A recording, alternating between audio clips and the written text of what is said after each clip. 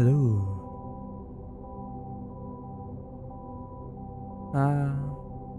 Keep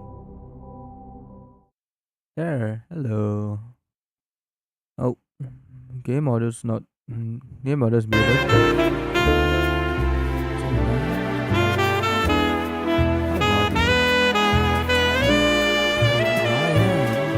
It's kind of loud. Anyways, oh, so.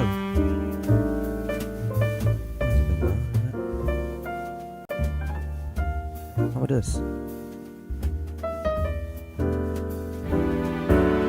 this any better?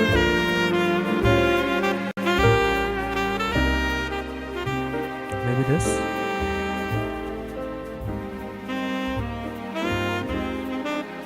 I think this should be fine now.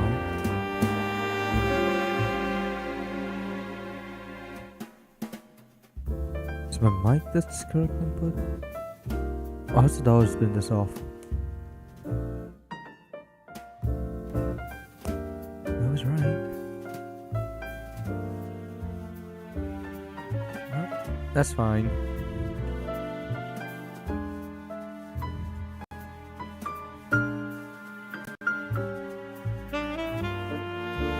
It is good background music though.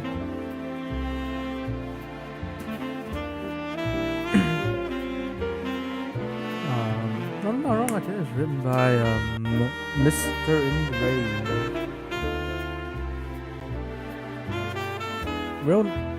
Real cool guy. I like his music a lot. He used to do a lot of video game covers. And kind of stopped.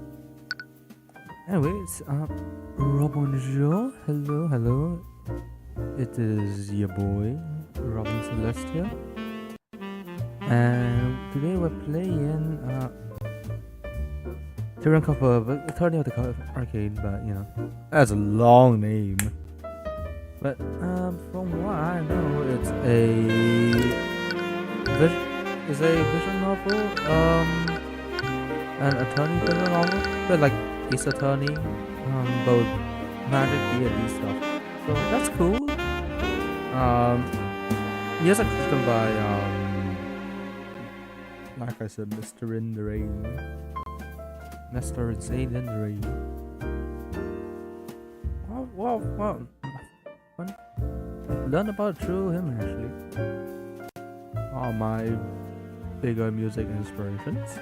But anyways, enough about that. Let's jump in. Pretty sure I've already done this from the demo, but the demo was a few years ago. So let's go right into it. The field of battle, a field of suffering and despair.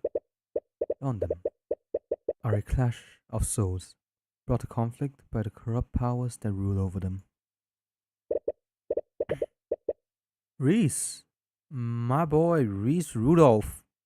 I was transporting a client in my carriage that evening. We were driving by the McCoy Tavern when we heard a disturbance. I was worried that something was amiss, so I walked into the building to see what the commotion was. There I saw the defendant. She was lit by the blue glow of the dining room lights, and she was stabbing the victim with a magical sword. Objection!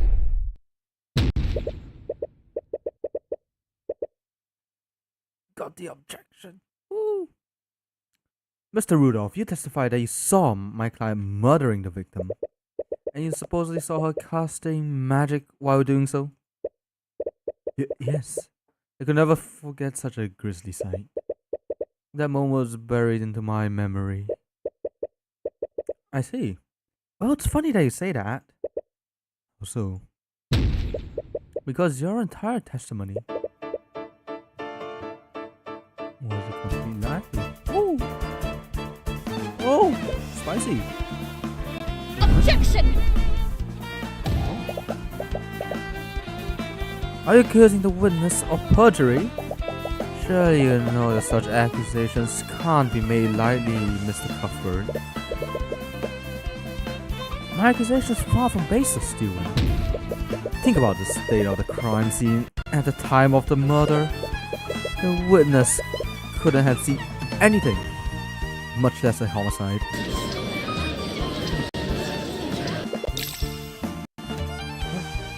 He knows something. He's scared. He's scared. Look at him. Look at his face. He's scared. But understand him.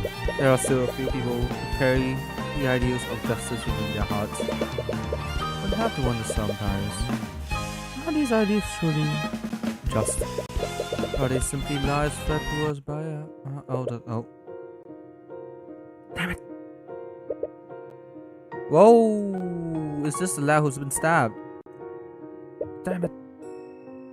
Flintheart, you fool. Why couldn't you have just listened to me? Oh, who's this fella? Hold off. I require your assistance. Yes, sir? What a skilled lord, what did you... You killed him! Alert the town guard. Tell them that you saw his daughter fleeing the scene. I'm sure the neighbors heard them arguing with each other. They'll immediately suspect her. At once, sir. A cold-hearted aristocrat. So the guy's some big talk, I assume. Oh yeah, that day. You yourself slowly succumbing to an unbearable pain. You don't think you'll be able to survive this much longer. Are you sure you're okay, Cuthbert?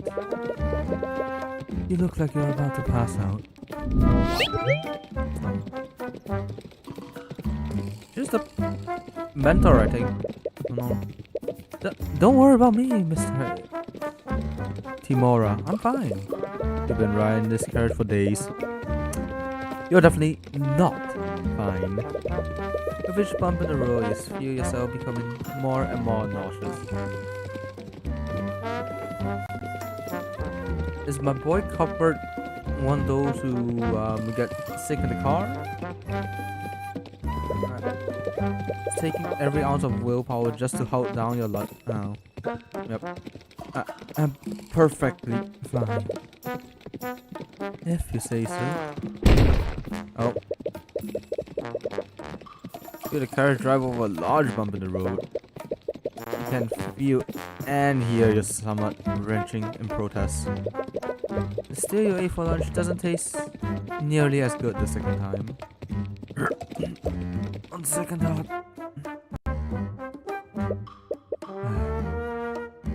That's better. Take a breath of fresh air. It's the first breath you've taken today that hasn't threatened to come back out. Sorry about this. I didn't expect the roads in this town to be this uneven. I suppose they don't get a lot of traffic here. You've been on this road with your mentor for days. Together, you've been searching for a man. Flintheart McCoy, supposedly, has been a voice of dissidence against King Oliver for the last few decades.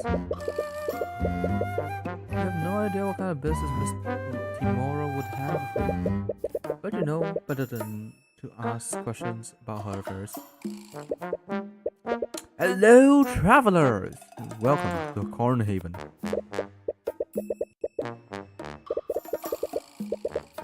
There's a wide smile on his face and he approaches your carriage with the enthusiasm of a starving vulture. What would a pair of dignified individuals such as yourselves care for a refreshing drink? Those clothes must be from the city. He seems happy. He certainly has a friendly expression, but his thoughts seem very analytical. Well, I don't need a drink, but... Miss Timora glances at you and your stomach rumbles again. Ah, of course! I've just a thing for an upset stomach. His thoughts and emotions are laid bare through your eye of horus. horrors. But the merchant's expression doesn't betray a hint of what he's truly thinking. You wonder if his false smile could get any bigger. At this rate, he might dislocate his jaw.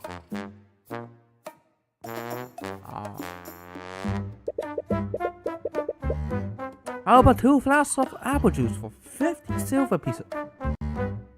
Yo, my man doing highway robbery out of 50 silver pieces?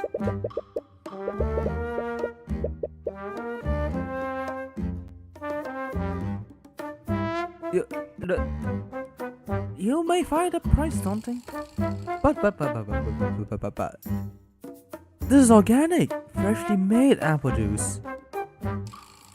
Guys pulling out the organic card. You gonna say homegrown as well? In-house? On the corner of your eye, you see an empty bottle of store-bought apple juice. It's resting on a table inside the merchant shop. Store-bought apple juice has been made to your notes. Added to your notes. Notes. Tyrion will make mental notes of notable QCCs and all these notes are instruments. Oh, okay. Trust me! It's worth the extra gold. Extra silver though, not gold. Normally the price wouldn't matter much to you, but you don't appreciate being treated like an easy mark. Oh, argument. What is this? You start an argument with another character. During an argument, your opponent will make claims that you need to respond to. Responding correctly will lower your opponent's confidence. Responding incorrectly will lower your confidence. And once you run out of confidence, you lose out the argument. And this is a battle.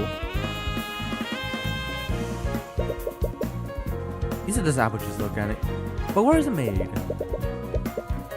It's produced by the hardworking people of this town, of course. In a small town like ours, we only deal with locally sourced products. Okay. Present evidence. You say, but I can see an empty bottle of store-bought juice inside your shop. Why would you have something like that? You only deal with organic products. How did that get there? Make no mistake. And you have that because I want to see how my products compare to that of the city. Let me tell you, the mass-produced slop doesn't even compare to my product. What an obvious lie. Honestly, I'm offering you a very good deal. She's cute.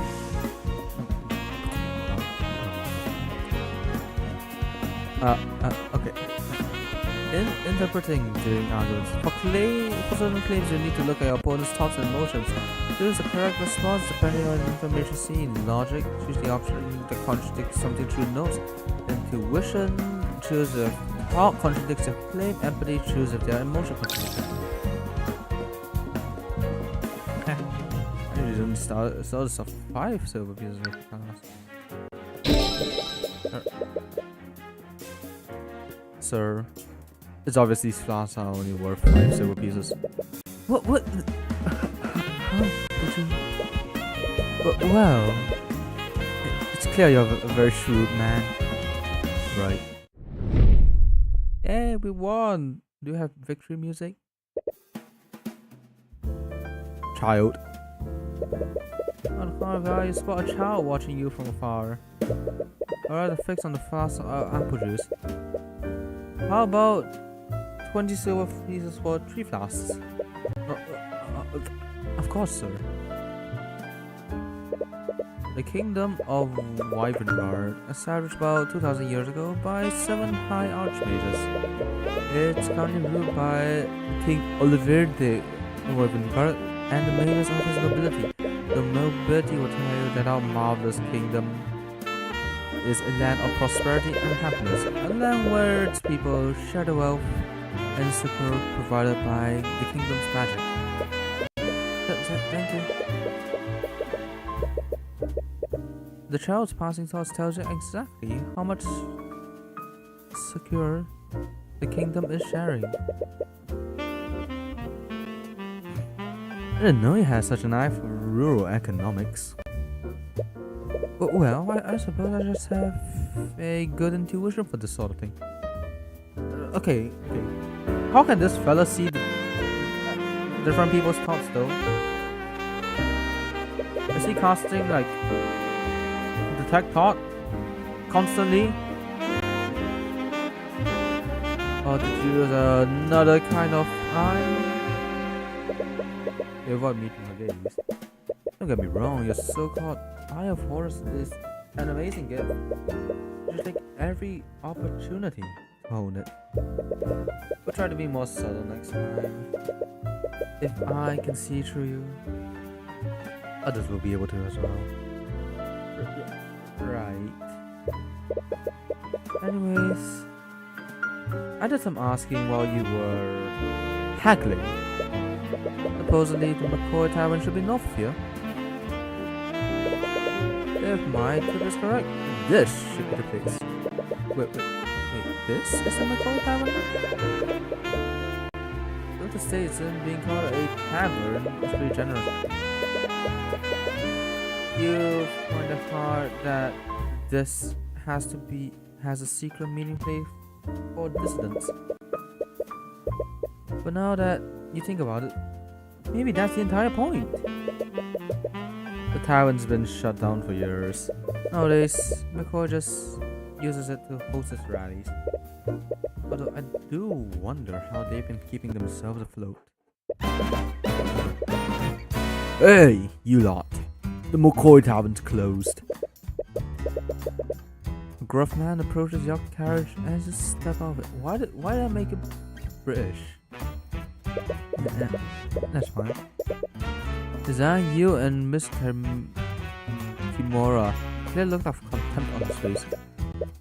I take it that you're Flintheart McCoy?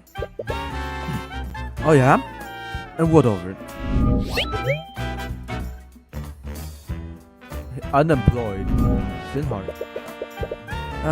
Sorry for not writing ahead of time, but Ruby Kimura. I want to speak with you. Ruby Kimura. Wait. The Ruby Kimura.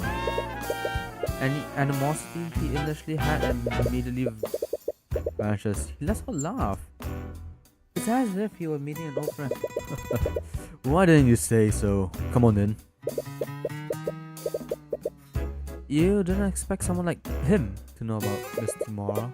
I suppose it makes sense. They both fight against the same enemy, albeit in different ways.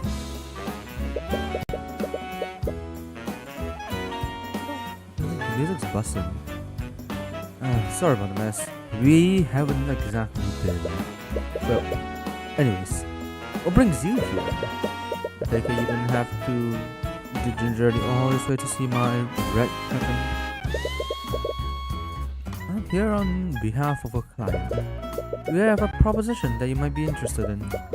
Is there anywhere we could talk more privately? Sure. Kitchen's empty. Wonderful. Tyrion, stay here while I speak with McCoy. But what? Don't you need my help? There's no need for that. Like hell, there's no need for that. If you're trying to make a deal with Flintheart, you can easily read his thought and figure out what he wants. He desperately wants to object, but she shoots you up. It's the look that causes you to freeze up. Ah, the death glare. Of course, the death glare. You slowly look away from her. You spend quite an amount of time waiting in the dining area of the tavern. Honestly, it doesn't look that bad. It looks pretty spacious. There's a lot of mugs everywhere that should be probably returned, cleaned up. It's already been hours since Miss Kimura and Flintheart went to half in the kitchen. You can hear faint murmurs from behind the closed door, and you've been resisting the urge to eavesdrop. But even from here, you can tell the conversation is slowly becoming more frustrated. Looks like they're gonna be a while. Well, it's a good thing you always bring a chess set. You bring out a small chessboard that you've carried around since you were a child. Chess can be played with one person, and you've always taken advantage. What, are you gonna play against yourself? Really? Wait, you win against yourself, this time as black. Oh, they even take the advantage of being white. Wait, no, not in chess. I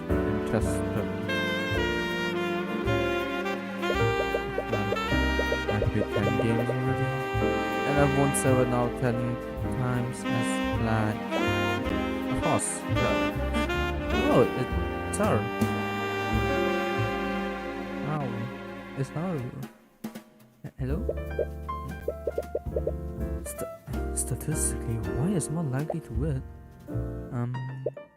Unbeknownst to you, you're thinking out loud. Damn. Oh, why am I performing so much better when playing as black? Hello? You still don't notice her. You're verbalizing your thoughts just as fast as you're thinking them. You know, when you're focused on one thing, it's hard to notice other things. So it's not just he's ignoring you, it's just thinking of something else.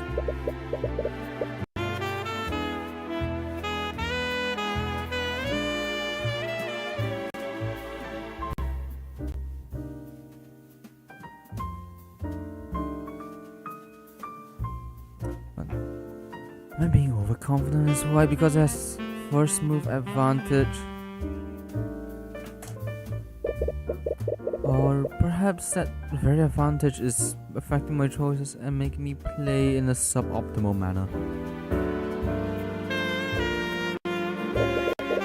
If a personal quirk is making me play illogically, then I need to correct it. Hey! What? How long have you been standing there? It's about time you noticed me. I've been trying to talk to you for a while now.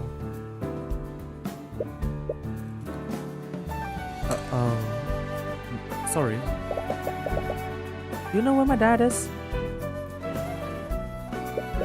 Your dad? Look how am I calling? I'm his daughter, Celeste. She's cute. It's a mark.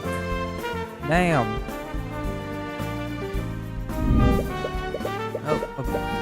Linhart is speaking with my mentor right now. Aw. I want to show him something. It can wait, can't it? Do you know when they'll be done? I don't know. They've been speaking in the kitchen for a while now. You hear Flintheart and Miss Tamara's voices getting louder and more frustrated, but Celeste doesn't seem to notice. Her eyes seem to be focused on her chessboard. This is chess, right? Are you playing against someone? Oh, I'm playing against myself, actually. Oh, that's...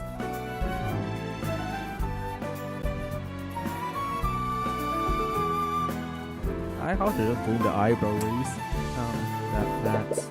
You feel like judgmental stare. I mean... Typically you would think chess is a two-player game, no? Even if you can play against yourself. Playing alone helps me develop new strategies. Plenty of professionals do. Do they actually? Ain't no way. Do they actually play against themselves? To like get better? No shot. Hey, I'm not the type to shame a man for playing with himself. Whoa there! Hold up. Hold up. Hold up. Um.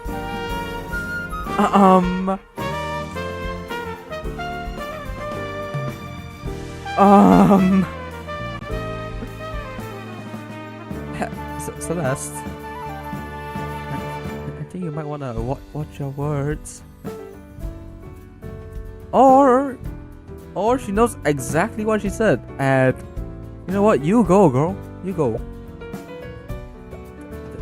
Thanks.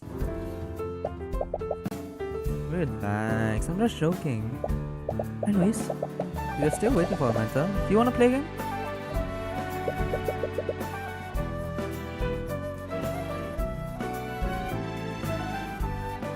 Oh, do you know how to play? Sure, I've read about this before. She's read about it. Hey. Don't change or go for the studying strategy.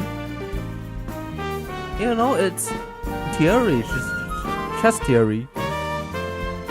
That's what team professionals do, innit? This table is so dusty. Celeste takes a seat on the other side of the table. She tries to set up her side of the board, but fumbles the pieces. She stares at them, confused. How do I arrange these things again?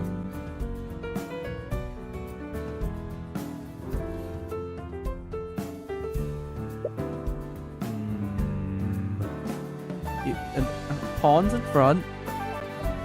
King on the same side square, I think. What's the opposite?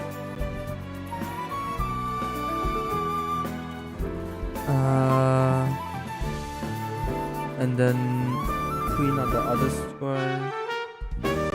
Bishops, knights, rooks. If I'm not wrong. I haven't played chess in a while. Chess stream sometime. Hey, I should do that. Getting obliterated in chess. Woo. A part of you regrets accepting that challenge, but it will be impolite to back out now. Hey. Become an adaptable bot. Just don't play as. Yeah, don't play as. Don't go sway on ass. Yeah. Yeah, I'll arrange them for you. Thanks. He seems happy. Checkmate. Whoa. Hold up. 2 moves? Ain't no way. Isn't that like... There's one single mate that's in 2 moves. Who's mate? Even if she didn't know... It takes skill to get that, man. You know what? This means that she knew about it and you know, took the opportunity to experience it. Because it's not a very normal opening for the black or any side, but you know. Wait, what? Already? How do you do that? Decide against telling her what the name of that mate was. Probably a good idea. Good on you. Rematch me. I wanna do over. Sure. Why not? It's not if you have anything better to do.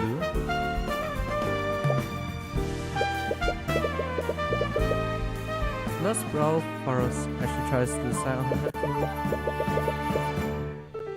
But she hasn't realized that the king's finished her. Hey, let her have a moment. Yep.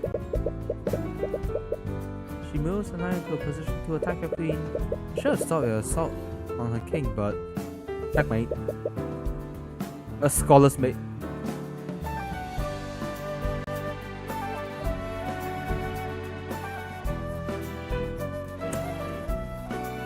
my man. He did not have to do her like that. You know she hasn't played before. You did not have to do that. Oh man, you're just toying with her. What? Come on. Why do you keep doing that? You look at the closed door to the kitchen. Then hot and Miss Timora's discussion is becoming louder. It doesn't sound like they'll be done anytime soon. Again, I'll definitely beat you this time. For someone who has never played before, she's quickly improving with each game. Impressive. She's observing her strategy, adapting them to her playstyle. By the way she's playing now, she could even defeat a nationally ranked noble. Sheesh. Checkmate.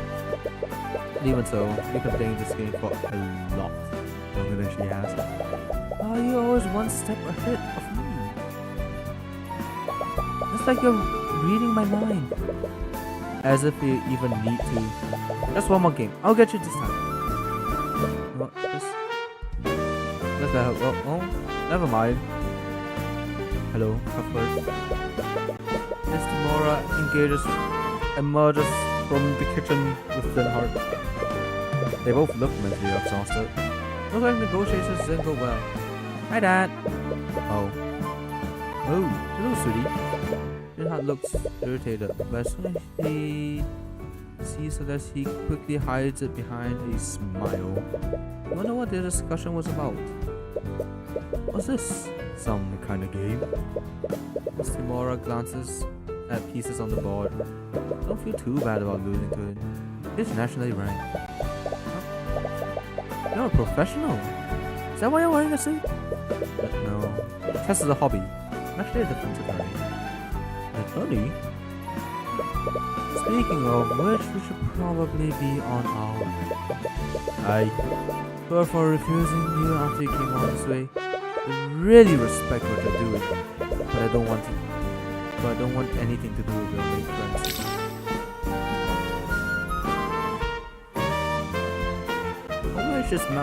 She has magic, and her dad doesn't know, so kind of sad. I don't know what he meant by that.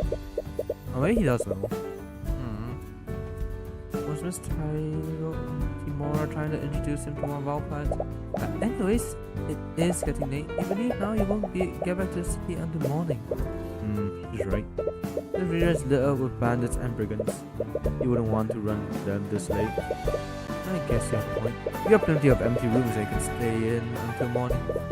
It's the least I can do for you after you came on this way. Well, not too much trouble. Might as well stay here until tomorrow. The time won't shut down, but we should have some sheets and blankets. I'll go get the rooms ready. It's nice. So let's explain how to leave the dining area to get your rooms ready. You're leaving the dining room with Miss Timora. So I take it negotiations didn't go well? No. I didn't expect them to be so stubborn. Honestly, I have no idea what that man has against mages. Well, there is one way to find out.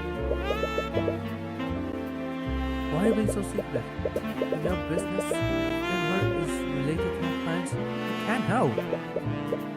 It wasn't important, and the presence was not necessary. That's such an obvious lie. But you can't read a single thought from my... Why not? Does she have like EMP blockers in her mind? Or is she... Who's that guy who trained to... Or is she Batman trained to like resist? Or does she or is she wearing a... Or is she like bald and wearing a tinfoil hat under the hair?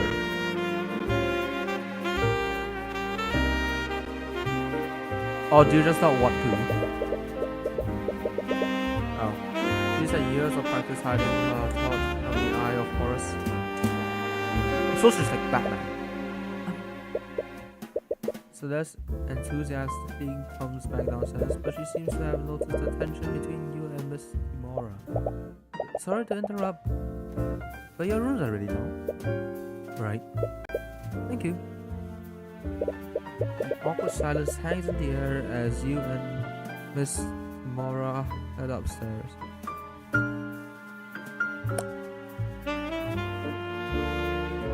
That's a very I'm not gonna say what the halls remind me of, but it looks like something. I guess rooms, yeah. Hotel, yeah. Tavern rooms, yeah. I can see it, but you know. You reach the upper hallway and see two rooms that Celeste prepared for you. Miss Mora stops before entering her room. You were playing chess with Linhardt's daughter earlier. Was she any good? Not at first, but she got a lot better as we kept playing. I'm sorry for leaving you there for so long. I didn't expect our discussion to last that long. No, it's fine. Despite everything, I enjoy playing with you. I see. Well, I suppose you are at that age. No, it's not like that. Ah, 20. It's just that outside of tournaments, I never really get to play against another player. And you only ever wanted to play shogi with me because shogi is clearly superior. It's complete anarchy, it's what it is. You just bring fallen pieces back to life like some necromancer. That's depth dropping adds a dimension of play that isn't present in chess. It's time you look at each other. Your positions already made. After a few moments of silence, you both burst out laughing. That's fun. I mean, nice relation they have going. Much less mentor-mentee than I saw and I remember from the demo. I'm sorry if it looks like I don't trust you. I know you're just trying to help. But there are some things about my work that I just can't tell you about yet. One day, I'll tell you everything. Sorry for crying. I just want to show I'm ready to be on the tournament. You are. I know you are. The rare praise. Remember, can't just leave off guard. Anyways, it's a rest. You should mentally prepare yourself for the journey tomorrow. Right. You completely forgot about the carriage ride back. You can already feel your stomach churning in protest. You lay in the bed that the McCoys are prepared for you. As you close your eyes, you slowly drift into a deep slumber. As this happens, you feel something invasive. Your mind drifts away and you feel yourself being pulled elsewhere. Wow! Whoa! Where is this? You find yourself in a surreal and unsettling landscape. You're fairly certain that you're dreaming right now, but some instinct in the back of your mind tells you that something is fundamentally wrong about this.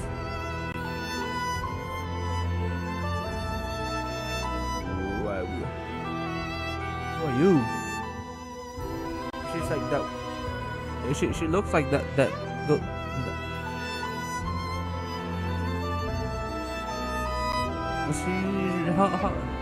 The silhouette and the hair covering the eye thing looks like she's some ghost inspired or just a ghost.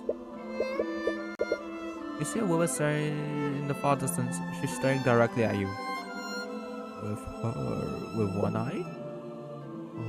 What presence?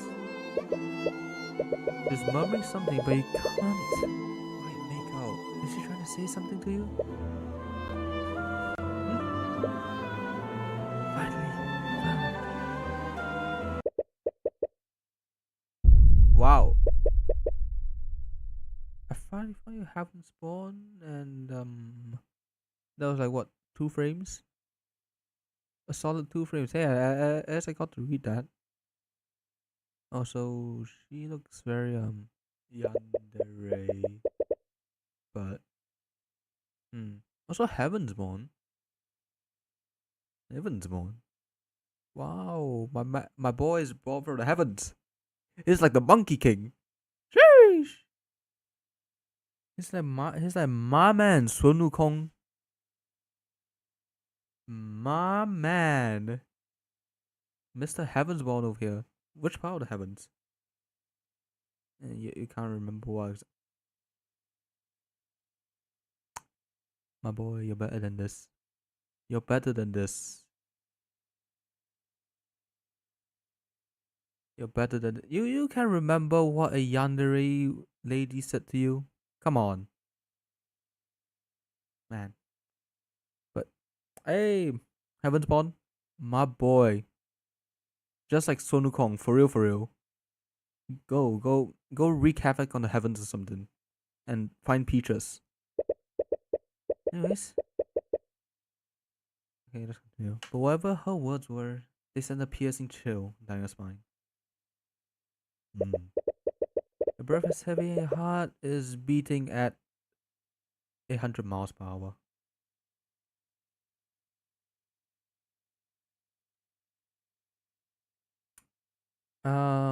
Call a physician. Don't get a heart attack. Calm down. It's just a dream. At least that's what you try to tell yourself. But please, just let me explain. I don't want to hear it. Hear the voices of Celeste and Flintheart ring out from downstairs. It must be extremely late. What could they be arguing about at this hour?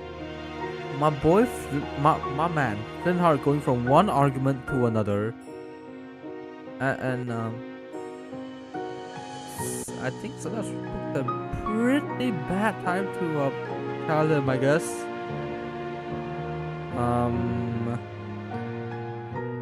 Your timing, girl? You need to work on your timing. That's what you need to work on. I want you out of my house. Out! A dead silence lingers in the air before you hear someone rush onto the tavern. Over the left, slams the door behind them. What is that all about? It's none of your business. You only met those two today. You would probably best not to get involved in their affairs. And as you tell yourself that, a brief image of Celeste's smile appears in your I mean, you are of that age, so you are of that age. You don't know your history, but it's not natural. Damn it! You're walking out. You slowly make your way out of your room. The hallway is nearly pitch black. You can barely see a few inches in front. I think there's a bit more than a few inches. I'm gonna be real with you. You have to watch your step to avoid tripping. You run into Flintheart, who was walking up the stairs. Even this close, it's hard to see his expression in the dark. Sorry, I just started worried. Why you too worried? Everything okay? My man is shocked and is sad, but not angry. He sounded very angry. But it's not. It's interesting. Sorry, I'm just going to. You awkwardly shimmy past Flintheart to head down the stairs. He doesn't move out of the way. It's clear his mind is elsewhere. You arrive at the dining room, but you don't see Celeste anymore. Honestly, though, it's hard to tell with how dark the room is. Less used to here. You'll receive an answer. You remember hearing someone stand a little early. Your eyes are drawn to the tavern entrance. Oh, you're gonna go out and search for. Man. So next? No answer. First? Where are you? Oh, it's this guy. The merchant you spoke with 4 steps out of his shop holding a lantern. He appears to be irritated by all the noise you've been making. Oh, that kid from before. Do you have any idea what time it is? This isn't the city. You can't just make a bunch of noise like this. Right. Sorry. Just looking for Celeste. Who? Celeste McCoy. She's Flinthart's daughter. Do you know them? Or do you want that bastard? Oh. What?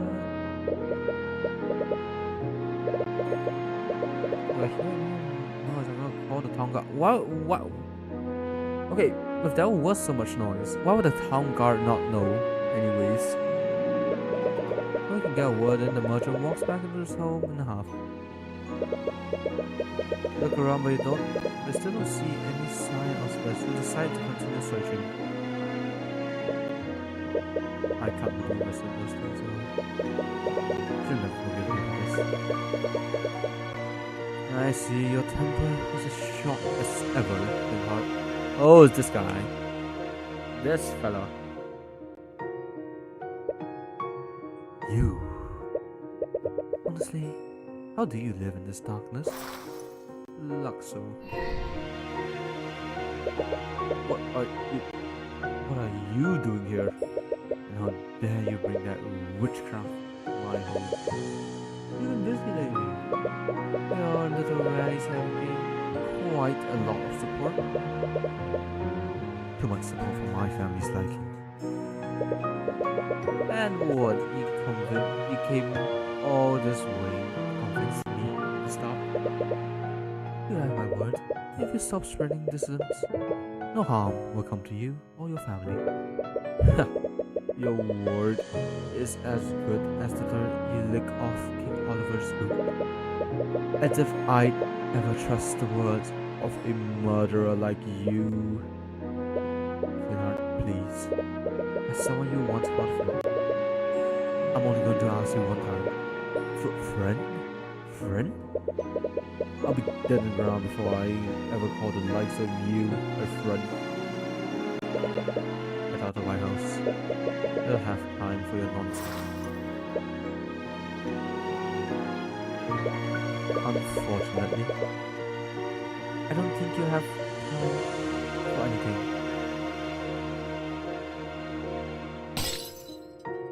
Whoa!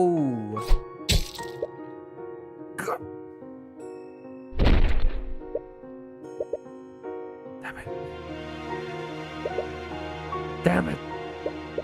Flintthart, you fool. Why couldn't you have just listened to me? Good off. I'll call your assistance. Yes, sir? By the Scale Lords, what did you... You killed him! The town guard. But I just saw his daughter fleeing the scene. I'm sure the neighbors heard them arguing with each other. They will immediately suspect her. At once, sir. There's a minor lord, I guess. We've been searching for Celeste for a while. How long have you been outside? 2 hours? 3?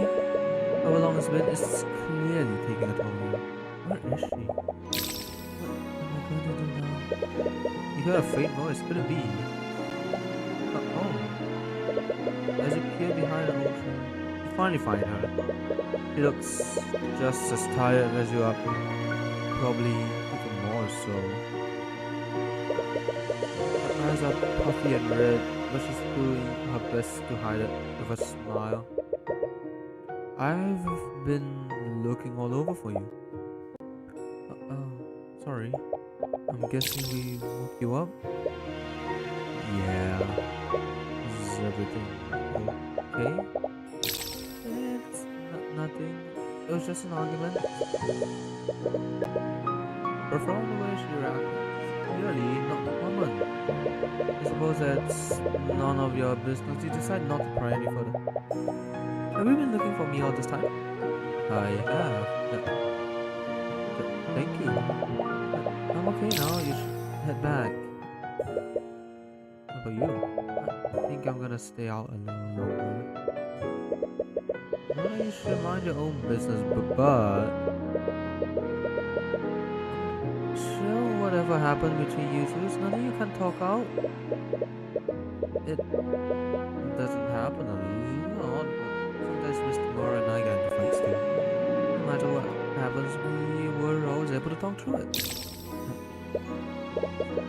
Sorry, I know it's none of my business, but I just... No, I really appreciate it. Thank you. So she's happy now too? Alright, let's go back. Uh-oh. What? You're right back at the McCoy Tavern, but it's now surrounded by several carriages and knights clad in plate armor.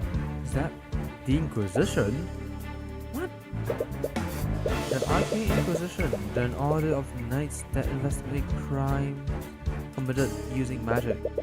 You say there were crimes here, so let's try a grant. And come to the same realization.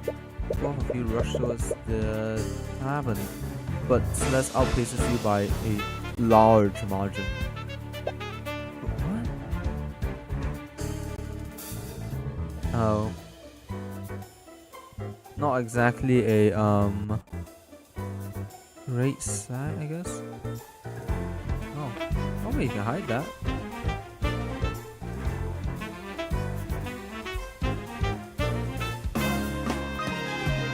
That's interesting. You can just hide the bubble. Cool, that's cool.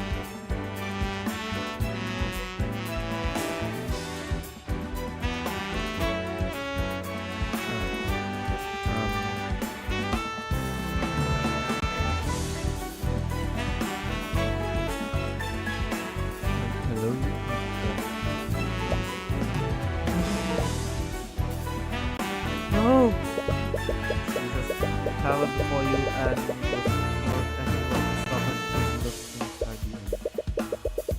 whatever she saw makes her cry out in anguish.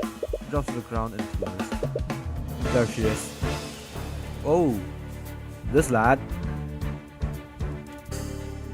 He's quite the lad. Celeste McCoy, by the authority of the Wyvern Guard crowd, I am placing you under arrest. Upon seeing Celeste, one of the knights steps forward and grabs her. Surprisingly, she's able to break free from his grip and tries to push further into the tavern. Noticing the commotion, 3 other knights rush to grab her and begin dragging her away. She kicks and screams against them, desperately trying to break free. In between the 3 knights is taking all of their strength to subdue her. What are you doing to her? What is going on here? Hurry up. Mr. Mora approaches you and you breathe a small sigh of relief when you see the face of Mr. Mora. Ah. I should have known that he was one of yours. Let's stay out of my way. Mr. Mora, what's going on? What's the Inquisition doing? I'm surprised myself. While I understand, murdered? Would you like to save a for sure? Yeah. Episode 1 to 2. Oh, isn't episodes? Okay. Thousand chapters. But, Follow the Inquisition back to the city where Celeste is being detained. According to Mr. Mora, Celeste was a prime suspect in Flynn House murder, and due to the supposed nature of the crime, her case will be pushed to trial immediately. But many elements of the situation still don't make sense. The Inquisition only investigates crimes committed using magic, so why is Celeste their prime suspect? Could she be a mage? This is ridiculous. She has the right to speak to an attorney. Anyways, yourself met with another hurdle. A very frustrating one. Yeah, well, can't let you see her until she's been processed. A trial is an hour. How has she not been processed yet? I don't know what to tell you, kid. Wish I could help. No need to use the eye to know that a complete lie. So, we're already planning on defending her. Do you know if she can even afford a lawyer? I just can't stand here and do nothing. You saw them, didn't you? There's no way you want to have fun like that. I know that, but I was saving this for a special occasion, but... Oh, what is that? A magical rune that allows you to take pictures of a crime scene and write notes telepathically. Every attorney has one. It's almost like a bag for them. Oh, it's like a pin. The attorney pin. This is rune stone. You're going to defend her. You're going to need one. You begin to tear away. You wanted one of these ever since you were a child.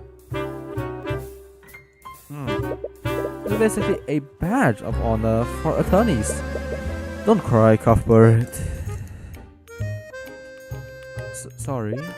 Anyways, keep one thing in mind. If you try to defend her, the Inquisition isn't going to fight you fairly. A court system only exists to create the illusion of justice. They hate people like us.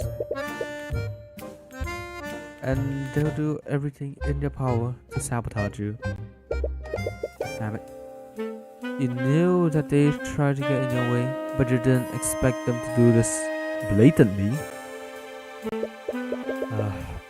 What's with all this noise? You're a knight from heaven. That's Commander Orm White to you, kid. You wear a coat everywhere? I had a feeling tomorrow will be sniffing around this case. Also, his hair is kind of like Phoenix Wright's. Spiky, gel back. I didn't expect her to send a kid to do it anyway. Wonder, he says he wants to talk to the mage. And he's called right to attorney, doesn't she? She hasn't been processed. Commander White looks confused for a moment. The hell kind of bullshit are you even trying to pull? Let him through, you idiot. Yes, sir. Man, this night.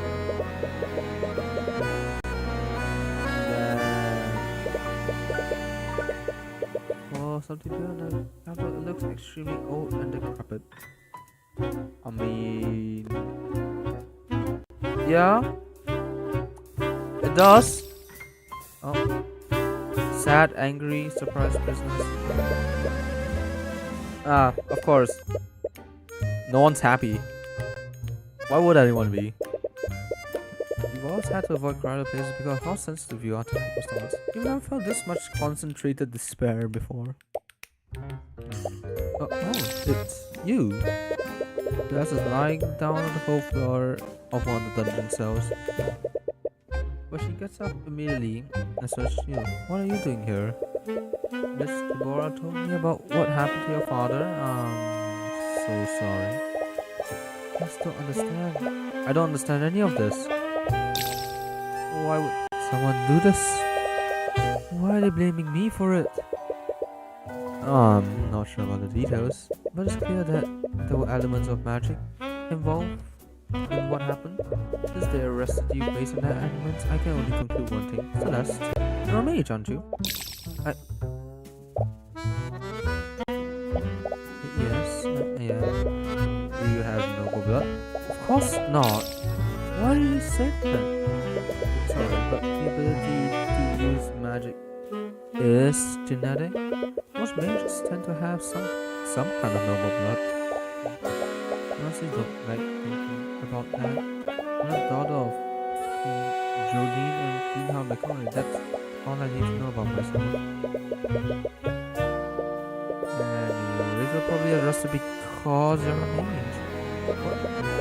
I was competent using magic, and you were the only mage around at that time. Is that seriously the only reason? I only know how to cast one spell. The Arcane Inquisition doesn't care about the truth, they only care about closing their cases. Thus, your case is being pushed to trial. You're going to be brought before a judge within the hour? What? No one told me anything. they were planning on telling her? If you will have me, I'd like to be your defense counsel for the trial. But right, I forgot that you were an attorney. Would you really do that for me? After everything I've seen them do, I can't just stand by and do nothing. But they're a part of the kingdom. Do we even have a chance? Less man, king, the god. I won't let them do anything to you. My boy. There is something called attorney-client guidelines. That's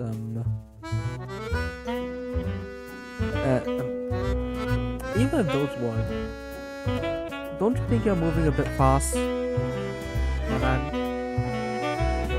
You met her not even a day ago.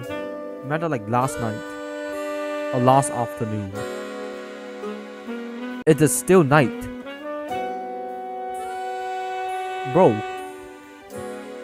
Alright, man. You know what? It's fine. This I have a habit of saying. No, don't apologize. I really appreciate you doing this.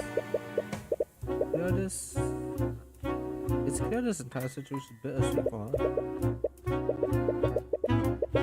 And because of the inquisitions delays, you haven't had any time to investigate the crime scene. You were confident before, but you began to doubt whether or not you can really do this. What's happening for fast FDs on you? No, you have to do this. This is the exact reason why you became a lawyer. No matter what happens, you'll acquit for us. Dirty court. I'm in a real courtroom. Does this man not have like practice trials in courtrooms? Ain't no way. Not actually entering courtroom alone would not have I've never been here as an attorney before. I've only ever acted as Mr. Moore's assistant. The woman at the prosecution's bench staring at me. Mr. Moore mentioned her only went to 6 months. What was his name again? I think it was R.S. Stewart there.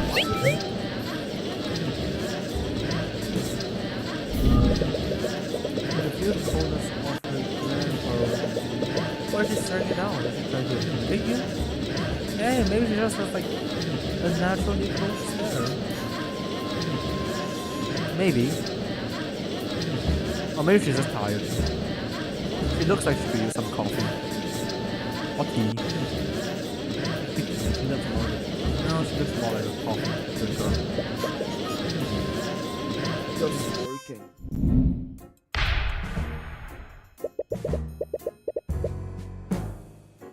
My judge went for the...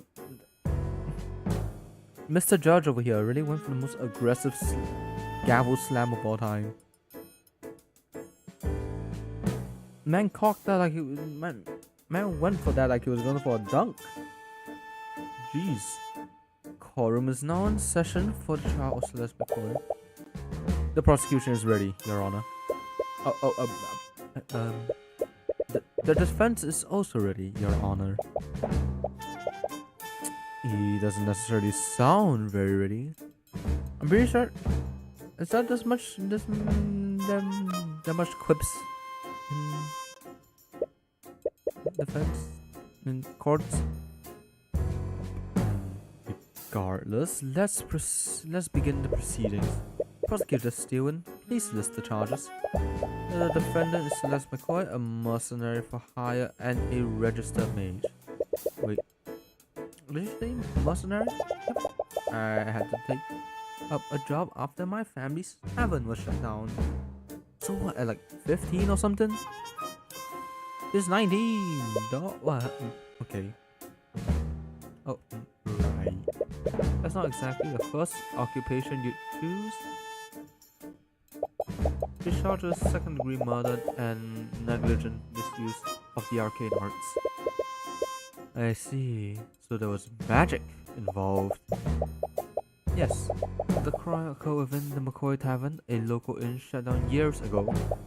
The locals reported hearing a loud commercial coming from within the building. Hours later, a carriage driver that was nearby checked the disturbance. It was then that he found the victim, the defendant's sword still impaling his dead body. The Inquisition has provided an autopsy report and a record of the sword. Autopsy report? Okay. So the sword, alleged murder weapon, is an ornately designed sword but no magical properties. Oh, the defendant's relationship with the victim. I see they share the same last name. The defendant is the victim's daughter, but not by blood. Just adopted into the family when she was an infant. Her birth parents are currently unknown. Ah. Okay, that makes sense. I see. What an unfortunate turn of events. To begin, the prosecution would like to call Commander Oren White to stand. Witness, please state your name and occupation in the court. Name's Oren White, Commander of the Arcane Inquisition. Oren, could you please testify about the details of the Inquisition's investigation? Yeah. Witness testimony. Okay. We got a call late at night. Someone discovered a dead body inside the McCoy Tavern.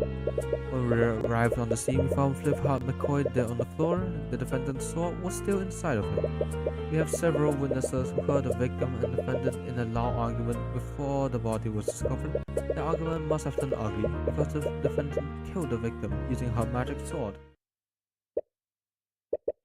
Was that really incriminating? One of her possessions is the murder weapon. Mr. Cuthbert, you may begin your cross-examination. Open your mouth to respond, but nothing comes out. You can't think of anything to say. Everything is blank. Mr. Cuthbert? Hey, what are you doing? This is the part where you say something, right? Sorry, I don't. The anxiety is just getting worse, and your breaths are becoming more and more desperate. Are you hyperventilating? What a disappointment. I was hoping to fight against the infamous Ruby tomorrow today, but it's clear you can't even hold a candle to her. Your Honor, it's clear that the defense has nothing to say against the prosecution's overwhelming evidence. Yep. This case is pretty open and shut. Nope. Wait. This isn't what's supposed to happen. Sorry, Tyrion. I couldn't pray. Just found you.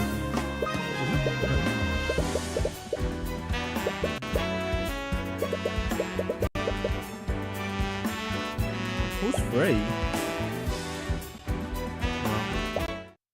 Tyrion. Just grabs your shoulder and shakes you out of hand. You need to calm down.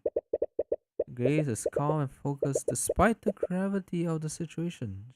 She looks stern, not angry. I'm sorry. Didn't mean for this to stop. Just listen to me. You know what to do, right? Just do the same way you play chess. Oh, what? I don't know. You're just so calm and focused when you were playing before. No matter how close I got to beat you. You always knew how to stay calm and win, so just channel that feeling and look at the pieces. That doesn't make sense, but no. Take a moment to focus and let everything disappear from the world. I just realized he buttons both buttons. Curious.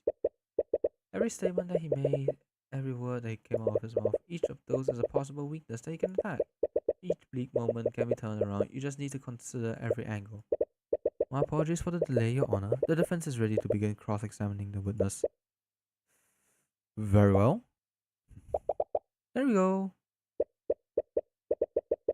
Carefully examine every statement he made and find something that contradicts evidence in your notes. Once you do that, present the contradicting evidence and prove that his testimony is false. Okay. That's simple enough. Carefully examine contradicts a clue, spell, or profile in your notes. Okay. The sound got late at night. The defendant sword. Several. Okay, yeah. Magic sword. It's not magic though, is it? Thousands of course for years, the defendant, the victim, and Ruth tomorrow were the only ones there before the body was discovered. Thus, the murder weapon definitely belonged to her. But given that Miss Tomorrow didn't do this, and it'd be hard to prove that there was someone else in the crime scene, but yeah, can't help but feel there's something off what he said. Shouldn't have spanked so much before. His testimony is straightforward, but that actually makes this easier. Assuming that Miss McCoy is innocent, there has to be a flaw in his logic. You just need to compare it with every statement in each piece of it. Once you find a contradiction, present the piece of evidence to the contradicting statement. I guess this one, right? Heavy traces of transmutation. Alleged murder weapon is ordinarily designed but has no magical properties. Yeah, right there, isn't it? Objection!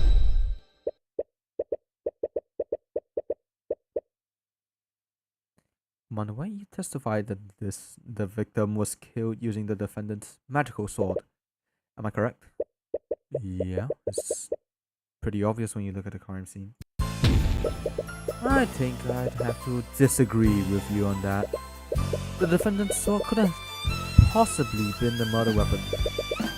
What are you talking about, kid? The sword was inside his body. Of course, that's what killed him. That may be the case, but let's take a look at the autopsy report.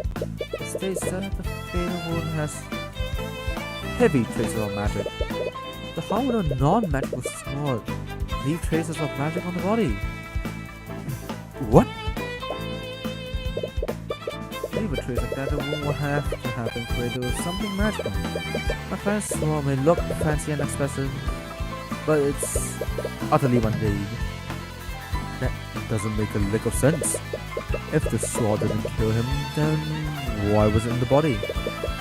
Yes, I find that quite strange as well. Well, there's only one reasonable explanation, Your Honor. The wound was created magically, and someone shoved the sword into the wound afterwards.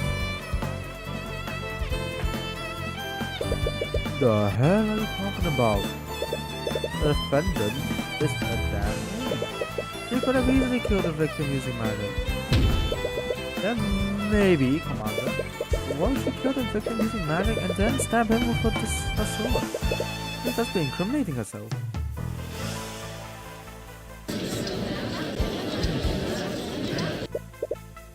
Now, if anything, this series of events proves one thing. Someone used magic to kill the victim. Then he pushed my client's sword into the wound to frame her. Objection!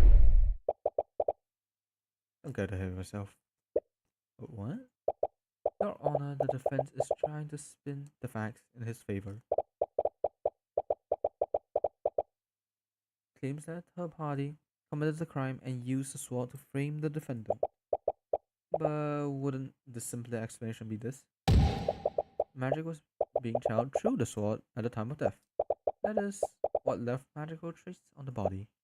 Commander, please tell the defense how the murder was committed using magic. What? Alright. Think I see where you're going with this. Okay, another testimony. It's true that the sword itself isn't magical, but magic can still be channeled through it. The defendant over there, her spell companion, has a spell called Mage Blade. She must have used it on her sword before stabbing the wound. The spell is the reason why there were traces of transmutation magic on the wound. So her spell companion contains a spell called Mage Blade. The spell companion is a magical device that lists every spell a mage can cast. Luckily, Celeste's compendium only contains one spell. That means she can only cast that one spell. Celeste, Do you have your spell compendium with you? No, I left it at the tavern after. But you know, if you can't look at the description of Mage Blade, you have to approach this another way. The commander's testimony was a lot vaguer this time. If you can press on the statements, you may be able to find new information that you can use against him. Alright then, let's press on Mage Blade.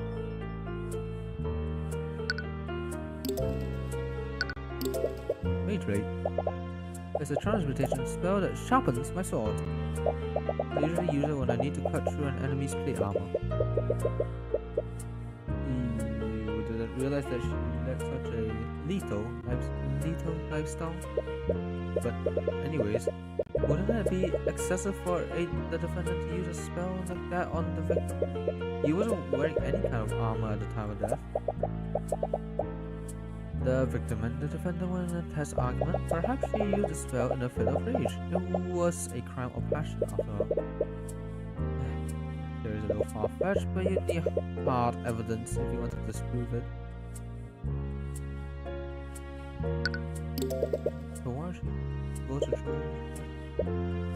Mages are always looking for an excuse to show power around. There's no rhyme or reason to it. Isn't that just your own personal bias, Commander? You don't need to understand why the defendant did what she did. The fact of the matter is, magic was present at the crime. Do you have any evidence of the contrary? No, yet.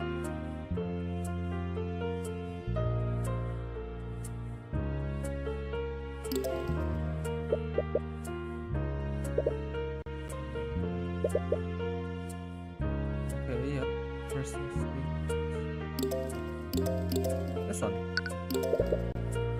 If she had used a spell, wouldn't that have created traces of magic on the ground? So, well, let's say we follow the prosecution's theory. That would mean the deflector fell to the ground with the sword still inside him. At this point, Mage Blade would still be active, right? It would definitely leave magical trace on the ground after making physical contact with it. We're already way ahead of you. We had our people scan the crime scene, and we found traces of transmutation magic right under the body, just as you said. Oh. And if you still don't believe me, I have a picture of the crime scene right here. Oh? Was this picture not brought to my attention? There was no need. This entire case is open and shut. Oh, okay.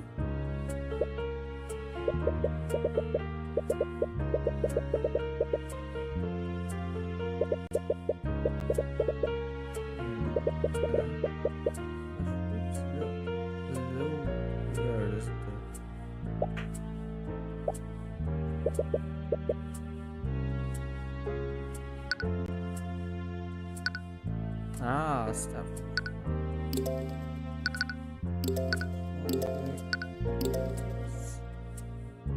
Start from the front.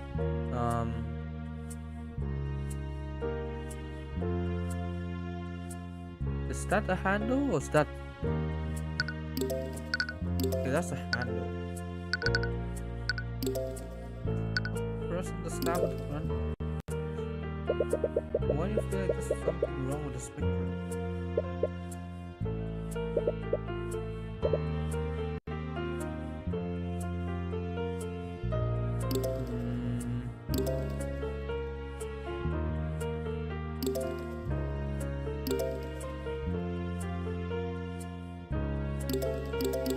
Can I look at the evidence? What is that? What is that? Man.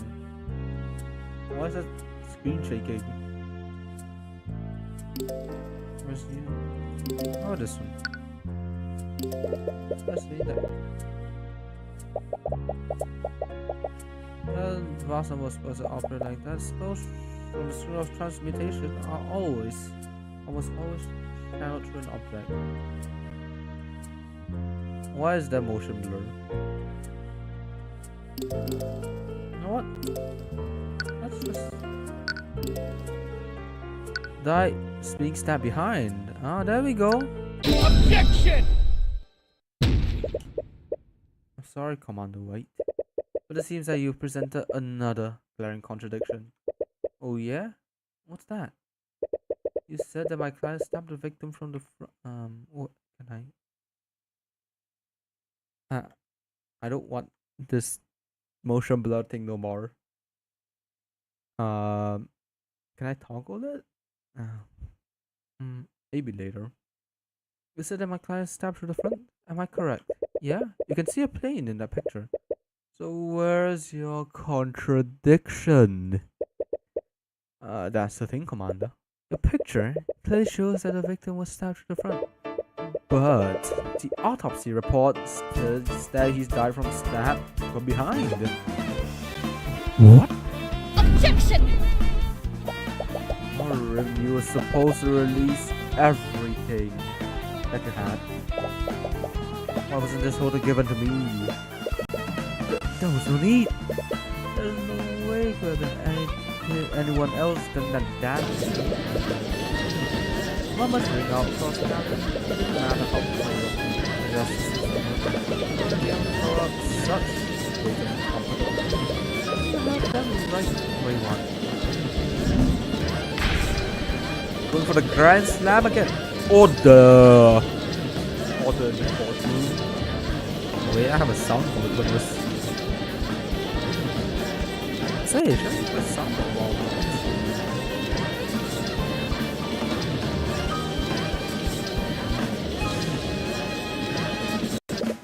Mr. Cuthbert, what is the meaning of this? I'll tell you what the meaning behind this is, Your Honor. As the autopsy report states, the victim died from a fatal stab wound originating from his back. But this photo clearly shows that the sword entered from his front. And this can only mean one thing. The sword was inserted into the wound after the fatal wound had already been created. That's crazy. You honestly expect us to believe that? Then please enlighten me, Commander White. How else would the sword be facing the opposite way? Did he stab the victim with the hilt or so? I didn't think so. What really happened is clear. The real murderer stuck the sword to the victim's wound to implicate my client. But to make a careless mistake, he stuck the sword to the opposite side. Objection! It appears I underestimated you, Mr. Cuthbert, but you still got ahead of yourself. How so? Really, Miss Gilwin? I believe that Mr. Cuthbert has adequately cast doubt on your case. Oh, did he now? Then let me ask you one question, Mr. Cuthbert. Your client didn't kill Mr. Flynn. Then who did? How should I know? If I'm not mistaken, it's the commander's job to figure that out. Oh, I'm well aware of the commander's incompetence. But one fact still stands. There was magic detected on the wound and the sword. Would you like me to tell you how many mages live in that small town? I don't like where she's going with this. Well, am I gonna assume that only that's for us is only mage that lives there? Just one. There's only one registered mage in the entire town. What about unregistered mages? What about the black market of mages? Are those not a thing? Those are a thing, right? Are they not? Maybe? Perhaps? And that mage is your defendant.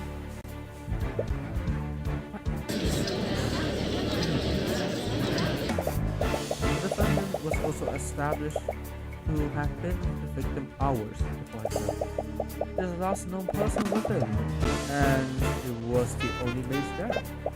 In addition to that, I have several witnesses who heard them arguing.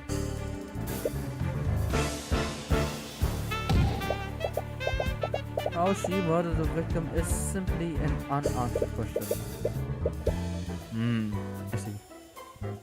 That certainly does change matters. I can say that the prosecution's evidence is irrefutable, but there is still evidence that casts guilt upon the defendant. Damn it, you almost have it. There are far too many unanswered questions for me to pass a verdict.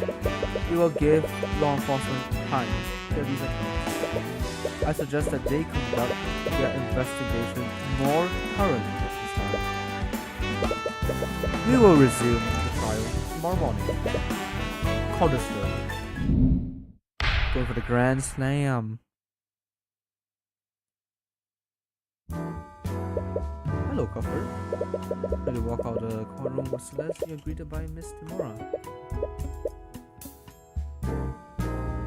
Miss Timora, you're here. You recall how you froze up during the first cross-examination.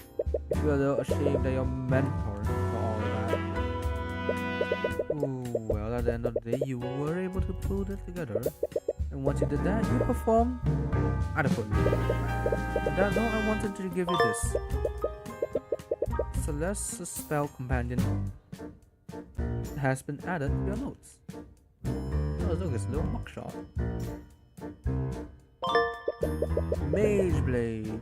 Incantation Arcane. School of Transmutation. Duration 1 minute. Concentrate. Oh my god. It is D&D, isn't it? Except for the school part. So it's a verbal spell, non-somatic, concentration.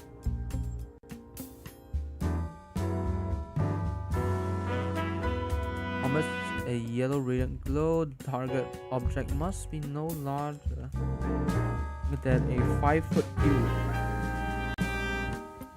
That's cool.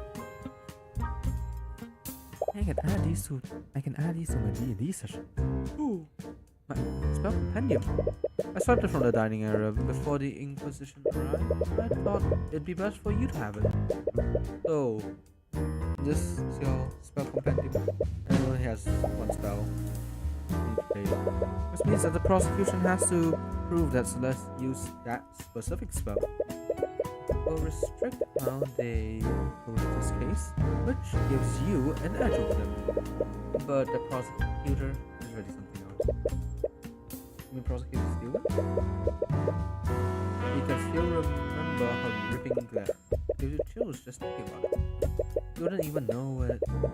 But this was also her first time. But really?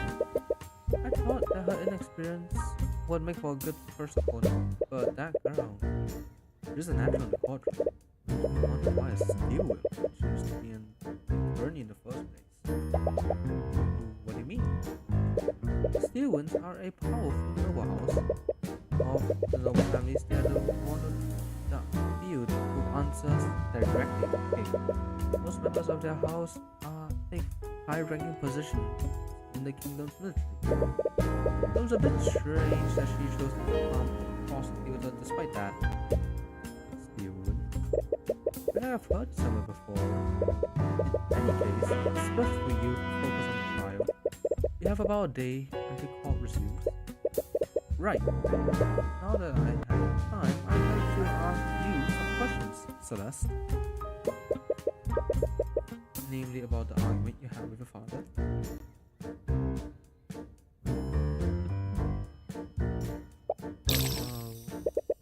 You see the bailiffs staring daggers at her. Looks like they're waiting to take her back to her cell. Whatever the questions you have for her, we'll have to wait. Is that not the bailiff? Is that the bailiff shop? Also, why is that Superman? Who is this lad and why is he Superman? What is Superman doing here? Is Supes the face of the justice system?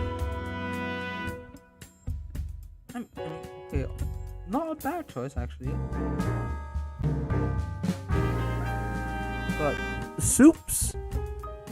Damn! Okay. Just walks away while avoiding eye contact with Mom.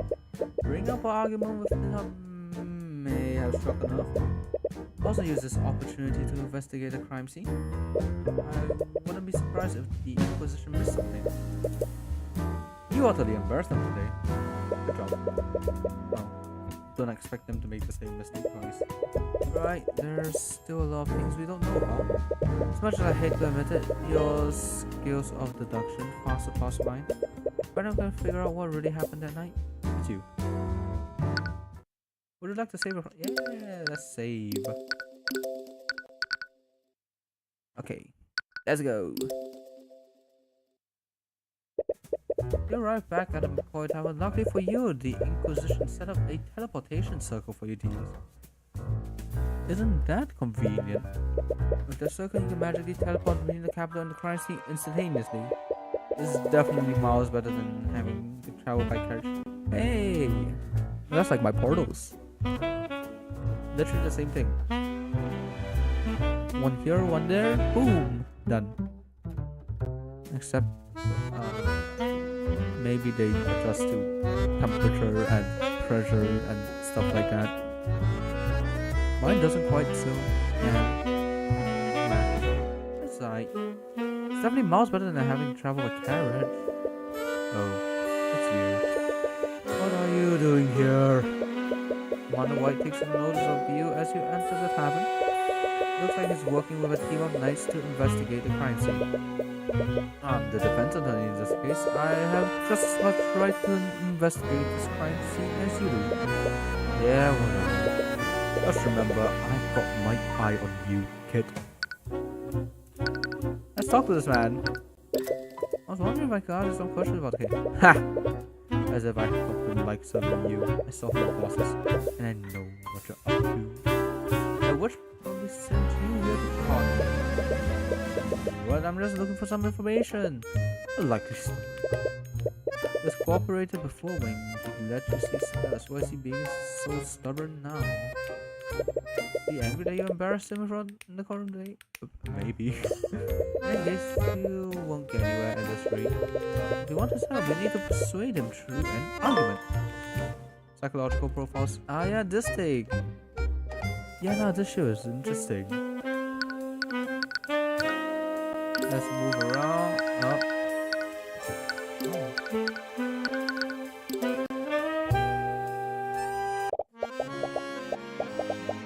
People can see you here, they're gonna start asking questions. Leave the investigation to me. All you have to do is stay quiet until the trial is over. Oh. Her team is nice. Accordion. While heading upstairs, you spot the prosecutor having a conversation with someone. They seem to be in some kind of argument. Enough! I will do as I see fit. Ah, it's this lad. Maybe I'm still in, but this is my land. Oh, sorry. Oh, you're the defense attorney from the trial. I'm sorry, but who? Ah, how rude of me. My name is Lord Garrick Pierce, the ruling noble of this land. Man's occupation is just nobleman, rich kid. As the ruling noble, I suppose I should thank you for playing your role in the current trial. As misguided as I may be, I suppose that you also think I was guilty. It does not matter what I do. This entire scandal has done nothing but rile up the common folk. Magic is a gift for the nobility, and the nobility alone. It is a symbol of aristocracy that and our divine right to rule. Now that bastard child has tainted that symbol in the public eye. Although there's nothing to do for him. She's just an innocent woman who got wrapped up in all this. Even if she is innocent. The charges have been laid and made public. Someone must take the fall, lest the public accuse the justice system of corruption. So you're saying that she should be found guilty even if she's innocent? What do you suppose will happen if she's acquitted? Or the public will see this amazed going free despite a myriad of evidence. That alone will be enough to cause public outrage. Tensions between the aristocracy and the common folk are high enough as is.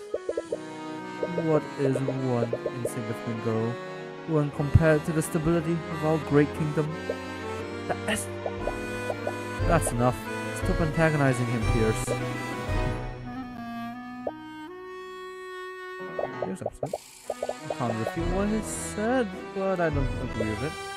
You know what? The system should be based on truth and justice, not on public opinion. And why are you working against my client? Do you honestly think she's the kind of person that would kill her father? It doesn't matter what kind of person she appears to be. The evidence clearly points to her as the only possible killer. But you should fight according to your own ideals, just as I will fight for mine.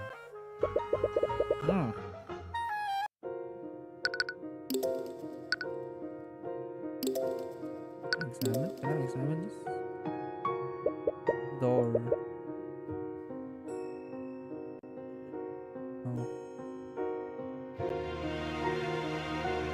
Oh, lamp.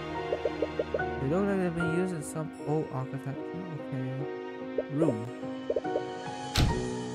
Alright, let's go in. It's locked. Well, ain't that unfortunate. Where can we move? McCoy Tavern. We can move to the courthouse. Oh, okay, come back already. So, alright. I'm a bit lost to go. Where to go next? Well, I suppose I can give you some guidance this time.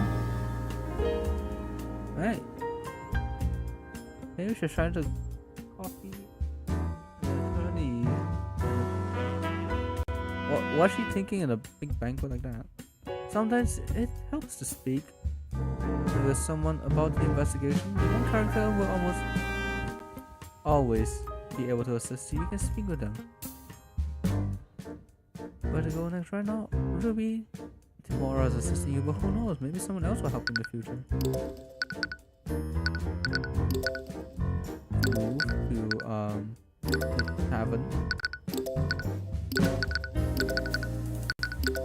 Yeah, let's look at the tavern first.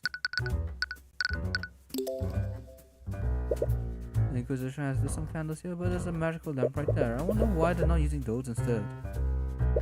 There's a modern-looking lamp mounted on the wall. This lamp powered by artificery.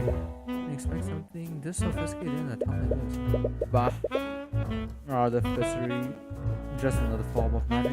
Actually, artificery draws from surrounding ley lines that lead to...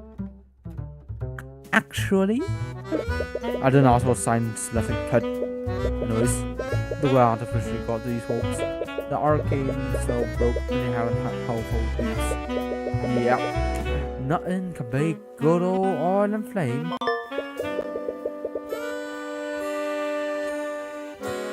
Okay, broken.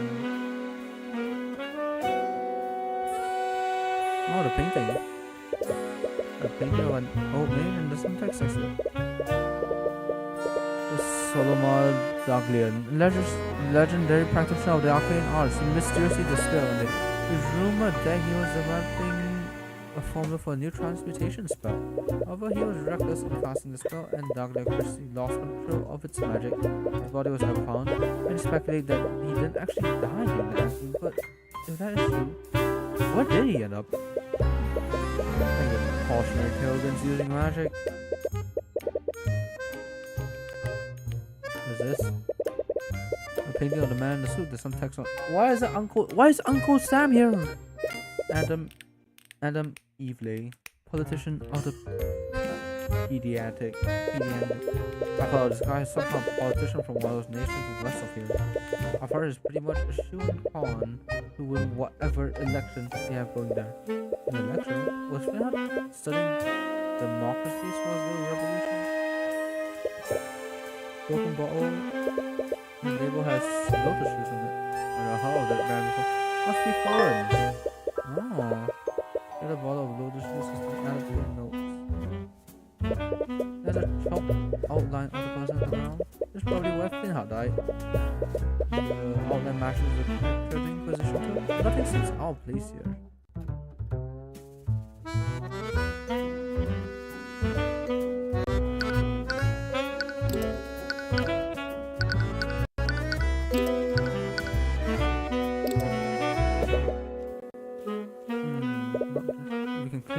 understanding. No. What I need to do is a psychological trauma. I wonder why. What it seems speak so negatively about my client's magic. Do you have a personal grudge against mages? But I'm right, I do. Wow. Never tried it, right? If you had any sense, you would do. All the mages wave their hand and say some magic nonsense, then you suddenly have a dead body on the ground. Don't get me started on mage blight. If some noble uses their magic too much, they end up snapping and go on a rampage. Huh? I don't know if this is going too far, but why join the Inquisition if you hate mages so much? Considering the fact that it's my job to sweep the nobility's crimes under the rug. Sorry, I didn't mean to insinuate. But you have the right of it. Anytime a noble is involved in the quiz, I'm ordered to look the other way. You don't seem very happy to do that. Why would just stay in this line of work? Because every once in a while I'm allowed to put a criminal mage behind bars. If we can't go after the nobles, but any other mage is fair game. Or at least they were before your boss showed up.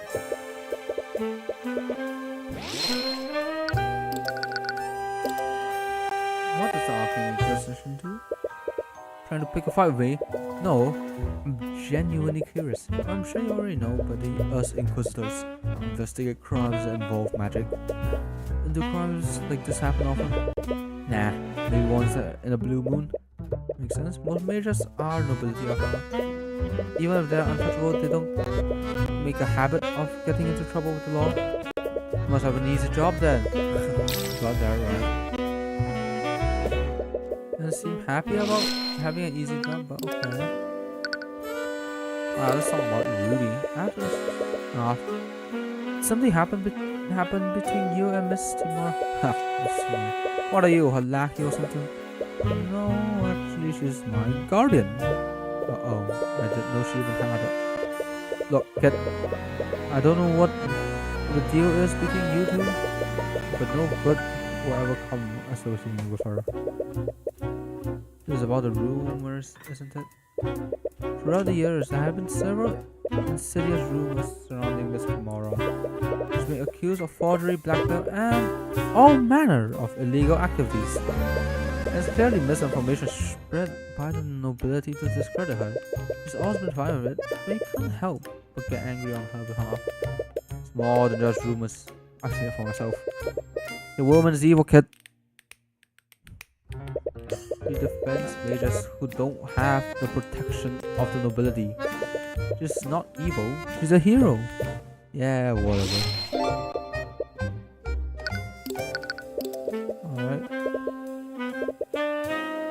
Alright, let's argue.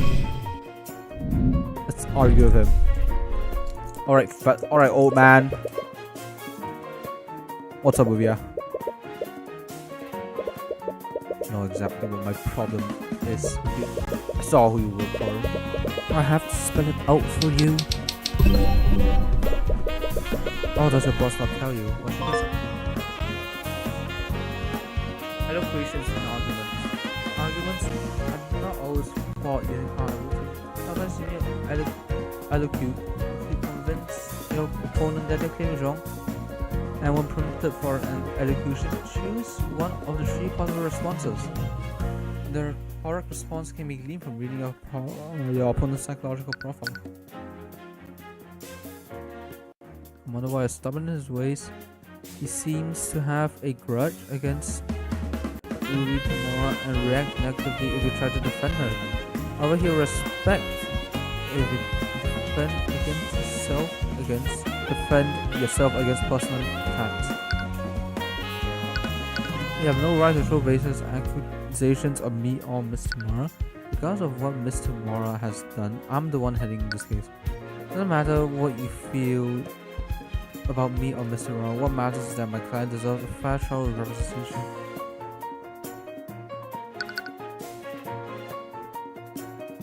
Yeah, that's what seems about what Mr. Tamora has done. I'm the one heading this case. What problems you have with her? They have nothing to do with me. I still don't change the fact that you work for her. I've seen that woman do all kinds of shady shit in cases I've worked for. Forgery, bribery, blackmail, you name it. You're just another pet. Oh, that's one to say. Successor for the level of defense attorney. I'm gonna miss tomorrow regardless of how it's, and I'm gonna do an honest case. Maybe her success has nothing to do with it. Forgery, bribery, blackmail. Have you seen me do any of those things? Because all I've done so far is point out the mistakes that you've made.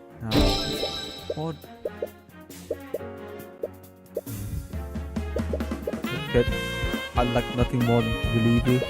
But after everything I've seen her do, I know better. Anyone taught by that woman can't do anything more than cook.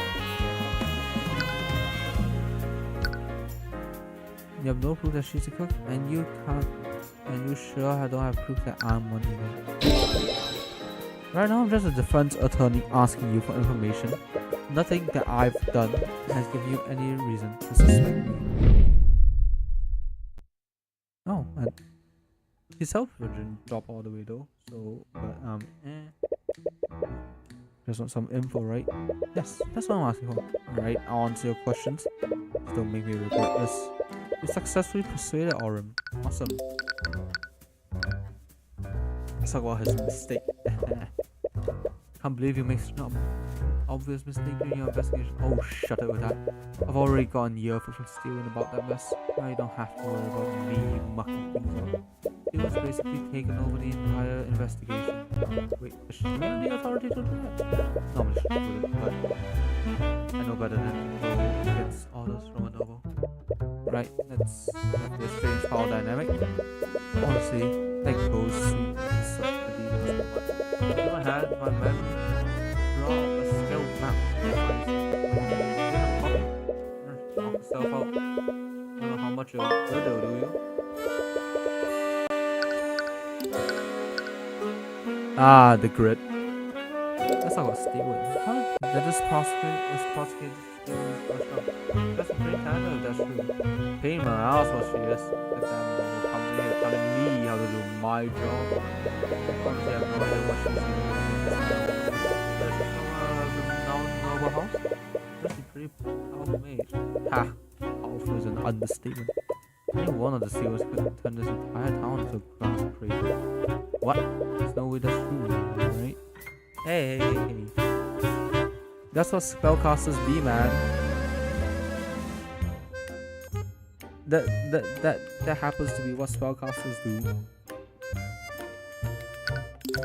Murder weapon. This probably goes without saying, but I don't believe that this was a murder weapon. Right, I guess you have to prove that someone else put the sword there. Did the Inquisition find anything suspicious on the scene? You're asking if we found another bloody weapon, you know? We definitely didn't. Let's say this girl really is being framed. If there wasn't a water weapon, they could have probably walked out with it. Do you think they could have hidden it somewhere in the town? Doubt it. After Charles Steven turned the place upside down and scanned them for magic. Charles didn't hide a murder weapon here. They hid it well. They hid it in place. No murder weapon. Hey, you're right. You've got quiet all of a sudden. Alright, just focus, close your eyes, and then everything else disappears from the wall. Hey, you listening? Sorry. There's no clear evidence pointing to another killer. There is, however, evidence pointing to how Finhard moved before his death. What? What can I tell about how Finhard died? No blood trail leading to or from the body. What does this imply about the...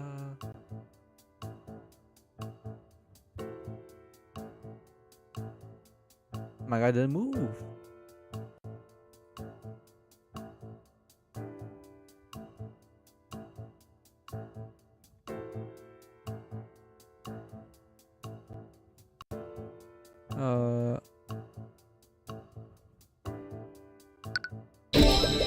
Not that where he was being attacked. He didn't move from his position. Alright. Yeah, okay. And what? Autopsy report, he died from a stab behind. Probably caught off guard and was too incapacitated to move anywhere else. This means that the attack happened at the exact position where he fell over. Okay. Oh. Okay. There's also shared glass of bottle of lotus juice. On the bottle shadow. I don't know if it means anything, but the shadow bottle is right next to the body. The bottle... urine. I dropped it when he was being attacked, so that we can infer that he was holding it right before he was attacked. Updated. Not so strange about one bottle though. It may seem like an insignificant detail, but the data could help me infer how other elements of what happened to the water. Also the fact that the artificially lights were out. Were these candles here when you arrived at the crime scene or? No. I could light some so we could see the crime scene properly. That was weird to me. Go out of must have had the argument and pitch black darkness. Oh, they didn't light any candles to make up for the broken lights.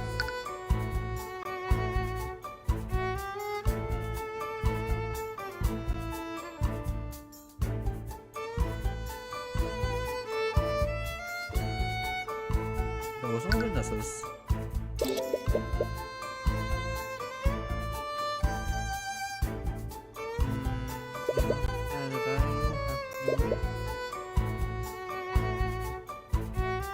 Had no light surprisingly had no lighting during power start. Yep.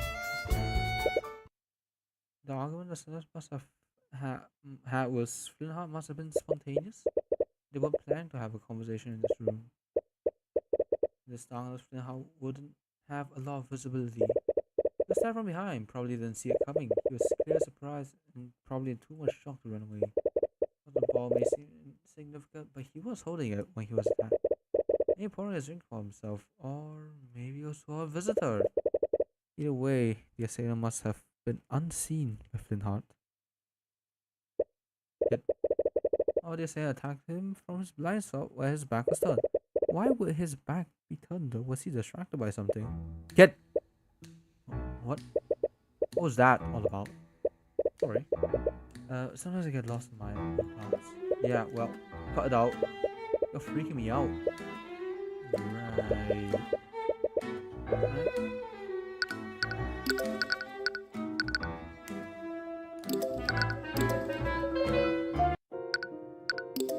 Yes. Is there anything to examine here?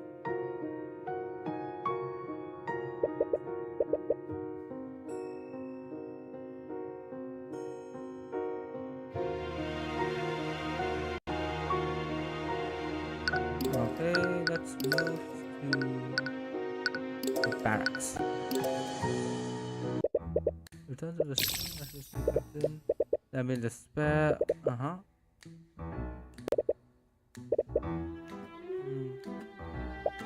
Oh, hello. Still need to adjust the room. Okay. Anyways, I came to ask you some questions about the case.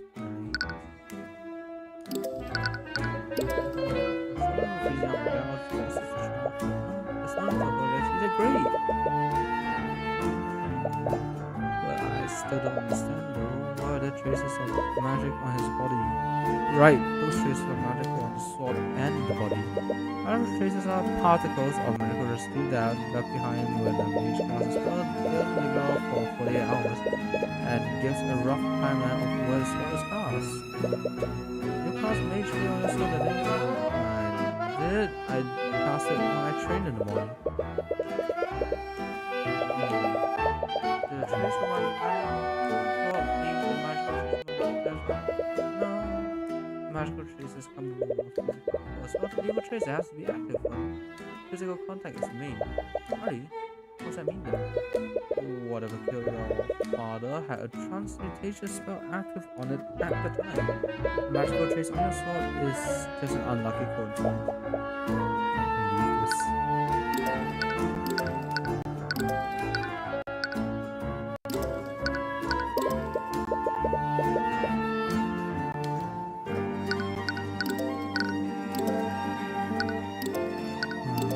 What's the map?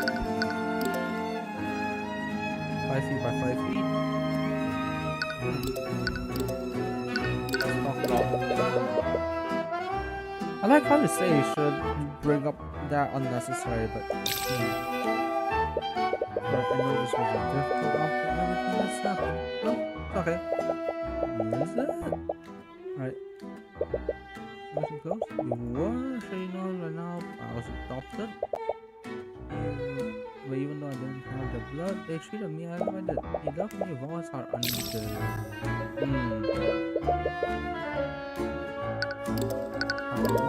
Sorry to say this, but I can't argue from you.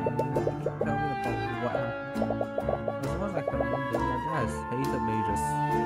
And he decided to come after he already had a bad day. So why, baby, ever mentioned magic around him? He tried to live. I had no magic from my family.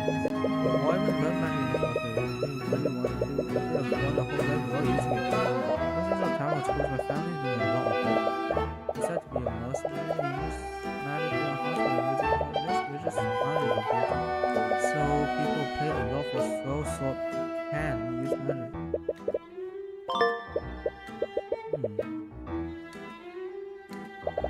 I knew bloody magic was the biggest mistake I ever made.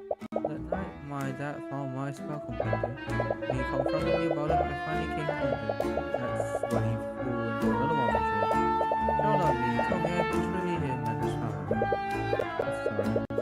Magic there's a little bit. I knew how much he hated magic. I learned to use it anyway.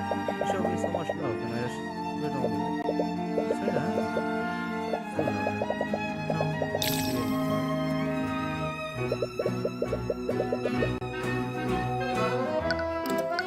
Locked door.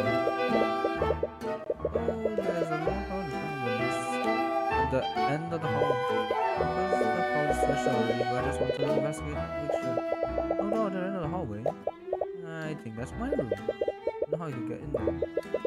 It's the only room in the tavern that I haven't investigated.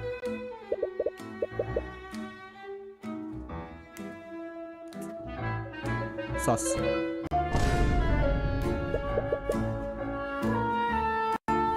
What's that number? You know.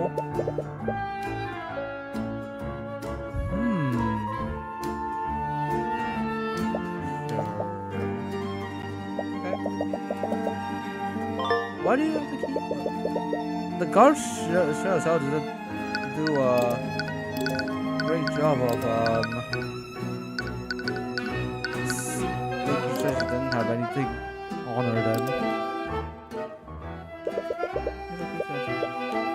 It's that way you know that someone else is already.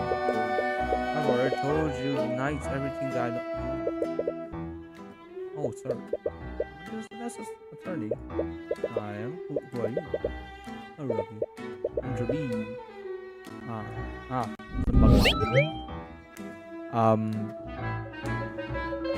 I will refrain from making comments. I was at the charge this morning. I can't thank you enough for everything that you've done for my daughter. This is Swedish. I'll be able to tell you more about this part.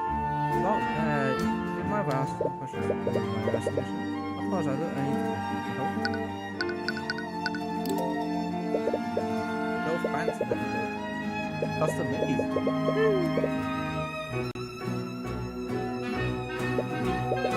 was making a lot of gold from her drawers and work.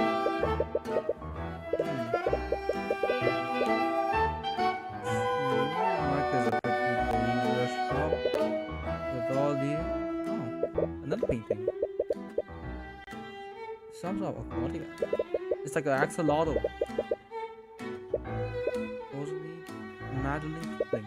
I heard she has a wildlife sanctuary for endangered species. A fake it. No, fake. That's how she really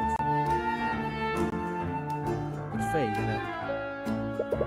The table of several chairs must be used for entertaining guests. That looks like it's so much use to not such that. Guess I can't search this one either. Okay. That's don't tell me why your husband hated me this much. I understand most people despite her nobility and associate magic with them. I wonder why it's like he was furious as specifically because she was a maid. That's a plot hole. Wasn't there when the argument happened, but I can only imagine what he said. You know what happened? What does he hate? magic so much. Gus doesn't know about this, but years ago, then I had a sister named Effie. When we were all children, we friends with a boy named Jared Pierce. He was the son of the ruling noble at the time. Jared, ah, when we were all inseparable at the time. He always sneaked into town to play us against his family's wishes. He probably wasn't too happy about that. He was quite rebellious back then. It's a completely different. But everything changed when Garrett began learning how to use magic. One day when we were playing together, he wanted to show the spells that he learned. He was told not to use his magic without the instructor present, but he was just too excited. Then casting his spells, but something went horribly wrong. He lost control of his magic. He fatally wounded Effie. He tried bringing her back to town, but by the time it was too late, he was already gone.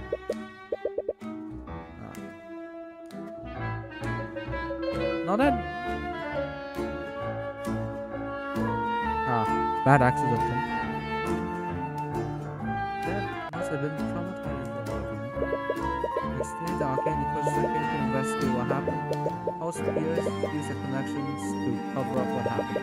They even threatened Flinthouse family to keeping it quiet. After that, the official story was that Effie had been mauled by a wolf.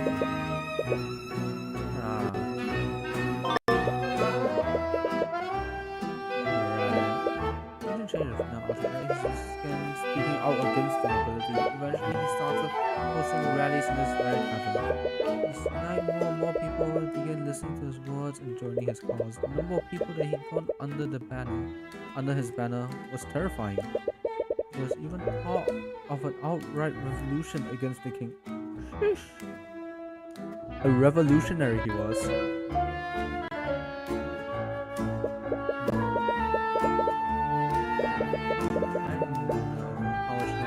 He was putting himself into. But no matter how hard I tried, I couldn't convince him to stop. His attitude didn't even begin to change until we adopted Celeste. I've never heard of it. She became gone. What happened years back when the McCoy Tavern was still open? We were clothing one night when we found a baby with white hair abandoned in the dining area. The weeks were passing by, but no one ever came looking for her. That baby was nice. Linda and I always wanted a child. That Celeste might have been a gift from the Scaled Lord. I guess the Scaled Lord is just God. But one day I saw Celeste practicing her magic. I think that's when I realized that someone from the nobility must have abandoned her at our wedding. I didn't care though. I loved her all the same. My chef knew her that too. He knew that she was engaged to her. You haven't known her very long, but she's a terrible liar. Damn, wait to out your own daughter like that. Then I must have noticed too. But I think he didn't want to believe it.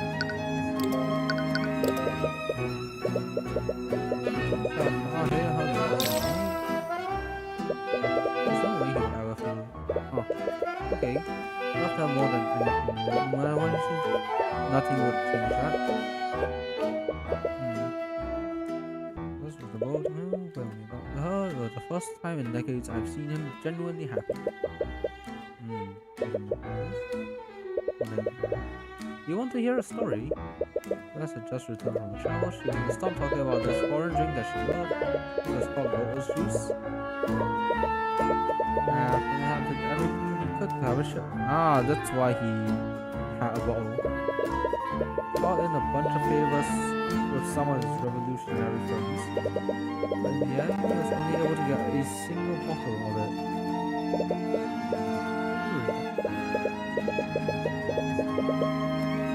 Jeez.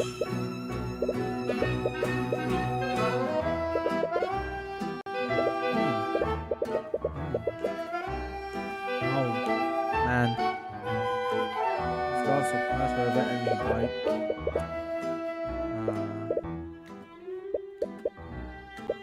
She'd been keeping it in our room so she wouldn't find it. It was the last time, so right before she left. It was right before their argument. Oh. You wanted to apologize, is it?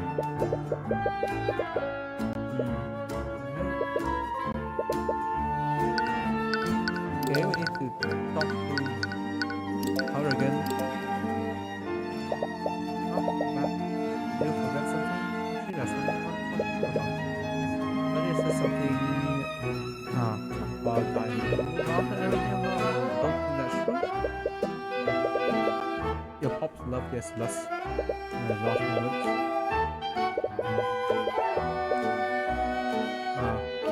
Keeps reading that he hated that part will eat her away for the rest of the night. You know that. That's a weird line to insert. What's up with Mr. Cuthbert here? Looks like we'll be dancing. Oh, you need to win an argument. You! Look at this. What? Bro! Right.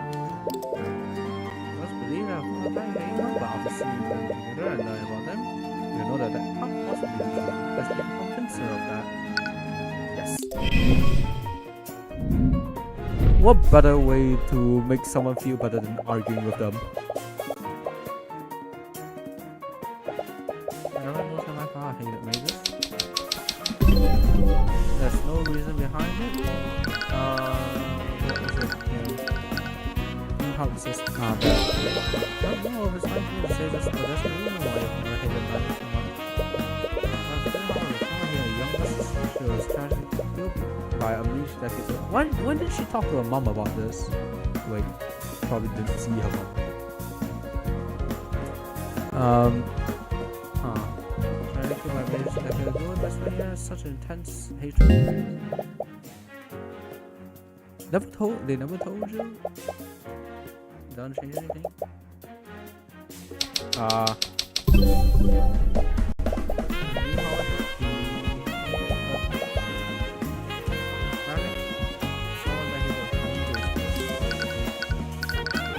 What's the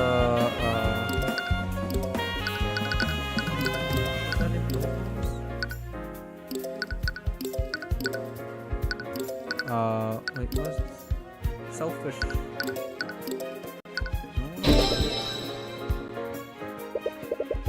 Officers wanted to get cash. Good old money. Everything took the Howard family. Recognize it. But man, hey, you know you've won the argument. Oh, now she's angry. Well, you were there, you didn't hear when you could see. It's almost anything of how I defeat you. Now can we present it?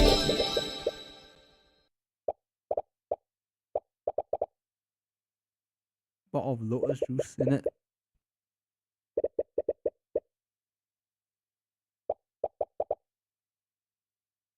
Can't argue with facts, girl.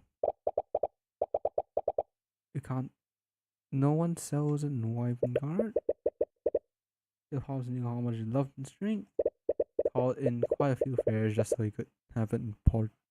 There was a window that opened just now and I don't know what it was, but I'll deal with that later. Hey, what? Did that? Pops didn't hate ya, mate.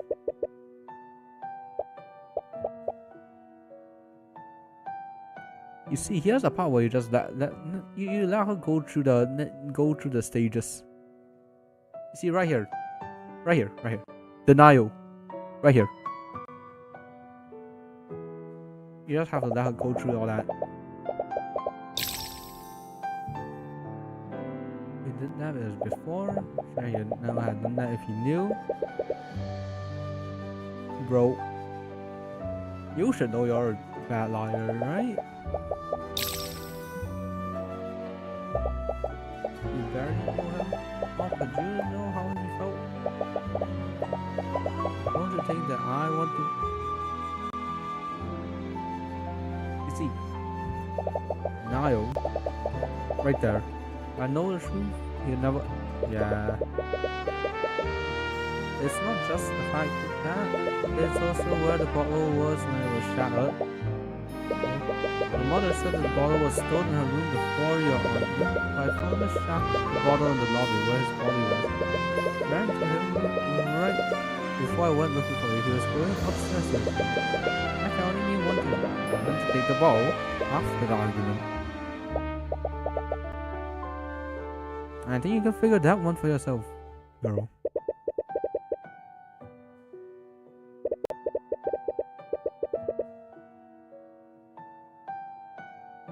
You know what? Yep. Gonna give you a gift to apologize. This almost like a hee hee. But you're gonna apologize? Tragically as is, he was gonna try to apologize to you right before he was killed. Hey look! He won! He won!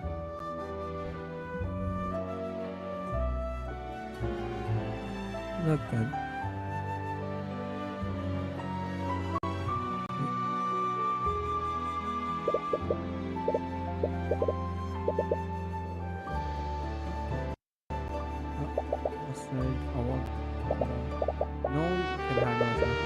Don't doubt it. They still shouldn't have to risk the neck for our sakes. Those in won't be able to survive unless she does this. Let's be careful. Don't know what I'll do when anything happens to you. No matter what anyone says, our daughter, I will love you till the day you die.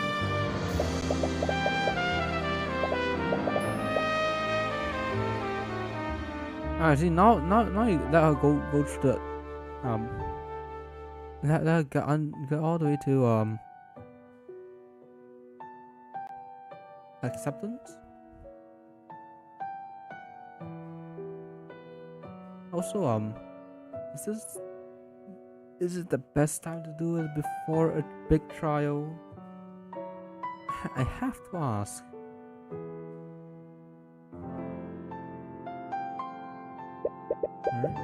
Barely kept it together through the whole argument. Well, I realized her is finally causing her to break down. Not the best place to break down, but you know, I guess it's still. I mean, okay. What do all the other prisoners think of this? Caught off guard and feel a bit embarrassed. They call her for her while she's vents her emotions. Hey, let's go. Another dub for our boy. Feeling better? Yeah, I think I'm okay now. Really? I've been thinking horrible things this time. Hey, the first part to that self-improvement is realizing that and changing it. Our first time you see how Jeremy was since the whole ordeal started. You? Was everything really gonna be okay? Much of it. I'll get justice for you and your father, and it doesn't matter who stands in your way. You are the man king of all. Damn. Completely different now. Wow, she's so much better that she can now look at you that hee hee ha ha. Yeah, look at you and make fun of you and shit. Damn. Huh. Forget about it? Forget about it. Tough luck, mate. Tough luck. Sometimes the rest resumes. And that's all. We've got a lot about what happened, and that should be enough. Still don't know what the prosecution has planned. They added a lot of stuff in the actual final update. The beta was like way shorter than this, and it was still the same trial, but damn, they had a lot of shit. Has Pierce told you all the details, Mr. Rudolph? Will you remember them? Yes. I pride myself on my eidetic memory. Just so that there are no misunderstandings, I do not approve of this. Assert yourself, Lady Stewart. There is no possible way that I could have done the deed.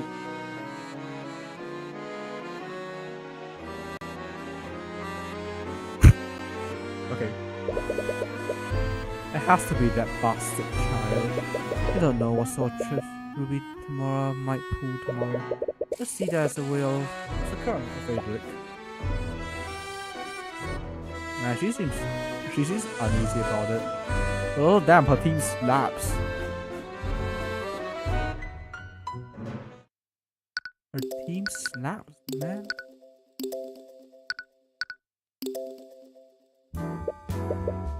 Alright, it's time. I wanna know the origins of the Superman picture. Hello, Cuthbert. Oh, I missed tomorrow. You're a lot less jumpy than you were yesterday. I'm glad to see that you're finally getting used to things. Finally, it's been 1 day. Please. So, what do you find in your investigation?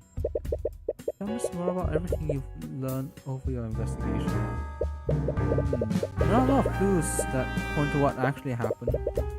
I know a lot of details of the about the crime scene, but nothing about the crime itself.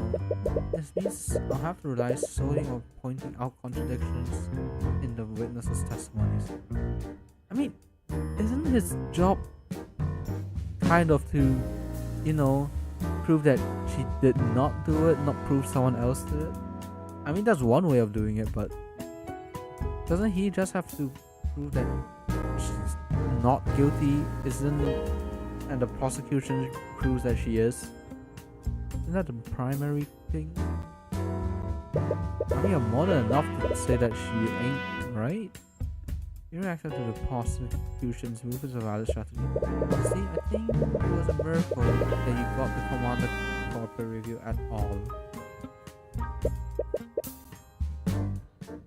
Right, you almost forgot. Commander White just really have it out for Miss Tomorrow. Actually, I want to ask about it. Did something happen between you and Commander White? Miss McCoy, please proceed to the courtroom with your counsel. Let's go. Let's go. So, trial's about to start. You should go. The judge is waiting. Our secret left barrel between you two. Man, ain't that convenient. Grand Slam. Court is now resumed for the trial of Celeste McCoy. Bro, I'm telling you, my man probably has like a jack right back, just slamming that gavel every time. He has to stand up. He has to stand up, get the right angle, hammer down. He's like Reinhardt with a gavel. He doesn't even have a name. He's just Judge. What a man! Alright, let us proceed. Let's review the proceedings from yesterday. Yesterday, the defense presented some shocking oversights made during the investigation. I personally saw to it that the investigation was conducted properly this time. Oh, she does evocation. What?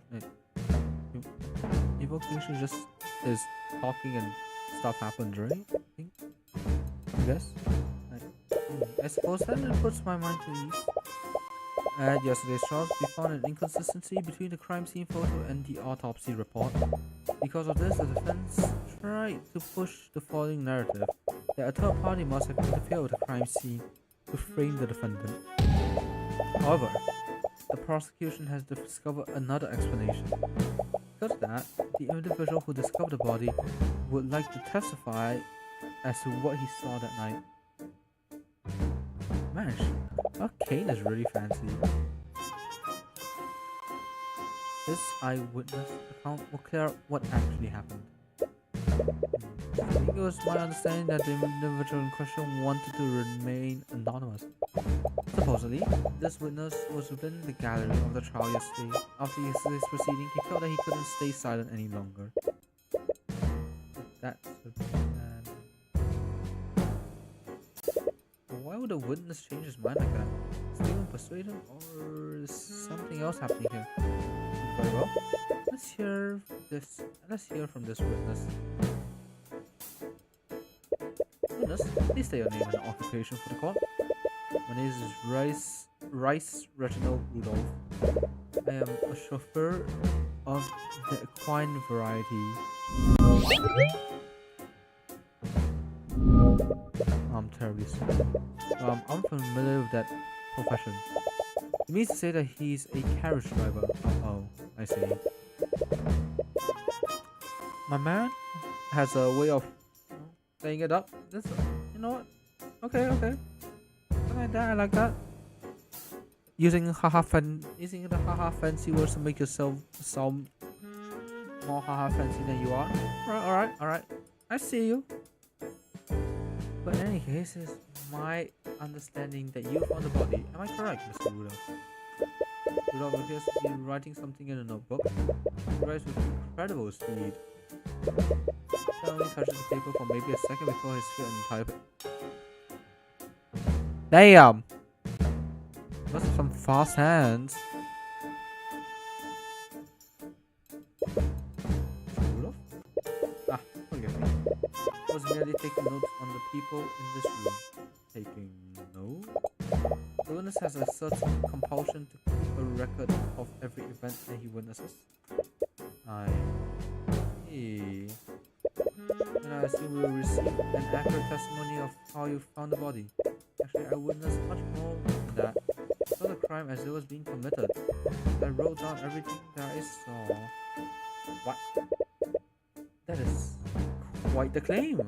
That's true. Why did you choose to remain silent until now? I had initially concluded that the evidence alone was decisive enough. Therefore, we saw no need at the time for his testimony.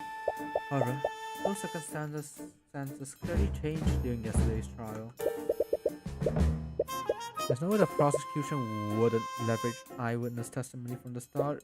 Something else is happening here. Yeah, you don't know, but I do. Mr. Rudolph, please testify to the court about what you saw that night. Alright, so I was transporting a client in my carriage that evening. We were driving by the McCoy Tavern when we heard a disturbance. This occurred at 1:08 a.m. Heard that something was amiss. I walked into the establishment to see what the commotion was about. There I saw the defendant. She was lit by a blue glow of the dining room light. She had stabbed Greenheart McCoy and was channeling magic into a sword. She removed the sword from Greenheart's chest, and as he slowly turned to face her, she stabbed him again. I still realized that I had witnessed a heinous crime. She let the body fall to the ground and fled the scene. Why wouldn't she just kill you if that happened? Incredible.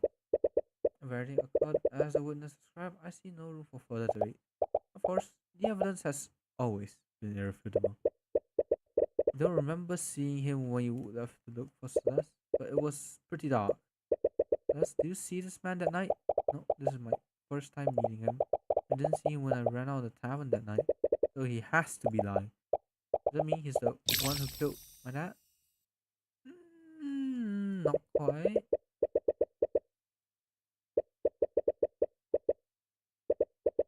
Not quite, but maybe. Alright, let's begin cross-examination.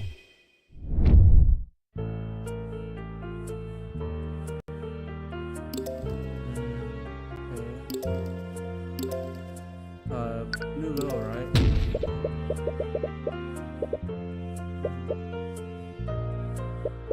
Harvey is quite well known to the social acquisition as less dresses in a manner far wealthier than the townfolk of Cornhaven. You live in the same town as them guys? How would you know about this? I don't live there, but my work is quite there quite. The witness place of residence has no bearing.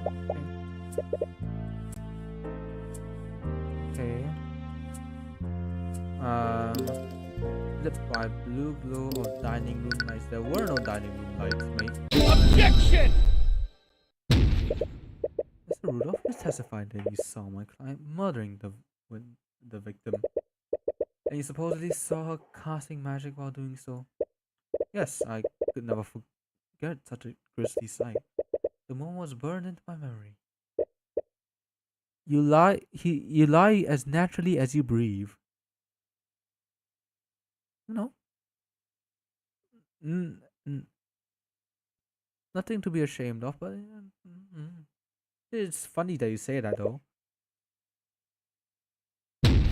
because your entire testimony was a complete lie. Are you accusing my witness of perjury? Surely you know that such accusations can't be made lightly, Mr. Cuthbert. My accusation is far from baseless, prosecutors. Take a look at this report. The dining room lights are artificial devices powered by an arcane power cell. However, that same power cell was broken during the power of the murder. Dining room lights had no energy, and so the room was pitch black. The witness couldn't have seen anything, much less a homicide. Wait, I cannot say. There's no need for this. You could have easily seen another source of light. Perhaps one of the McCoys lit a candle because of blackout. The witness clearly described a source of blue light. A candle or lantern would not emit a color like that. Color glass is a thing, but yeah. The witness is clearly mistaken. The witness records everything he sees in his notebook. He even remembers the exact time that each event occurred. So why would he be incorrect about such a clear and obvious detail? No, the witness saw was still some form of magic. And due to the lack of power, it couldn't have been artificial. Must have been an arcane spell. That's it. I must have made an incorrect assumption. Please allow me to revise my testimony. What do you think of this, prosecutor Simon? The witness was to revise his testimony. I see no harm in obliging him. And you? If he thinks he saw something different, there's only fair to hear him out. Okay.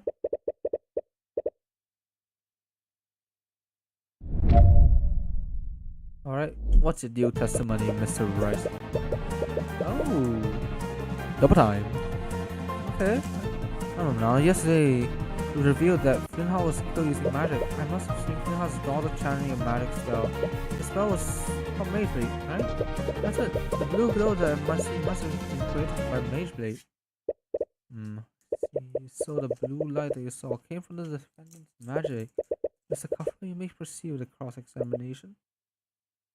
And I think I saw that blue glow mage blade.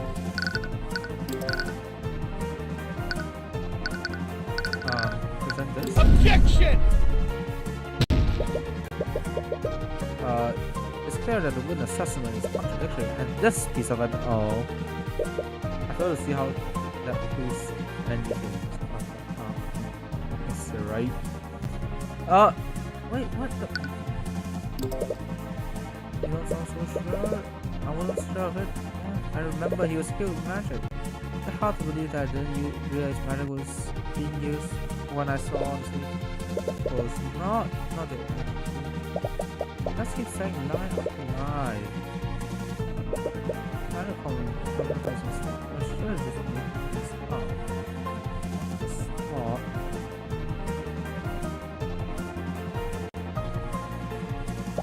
He doesn't know how magic works. And then he barely understands how Mage Blade even does. There has to be a flaw accessible because that.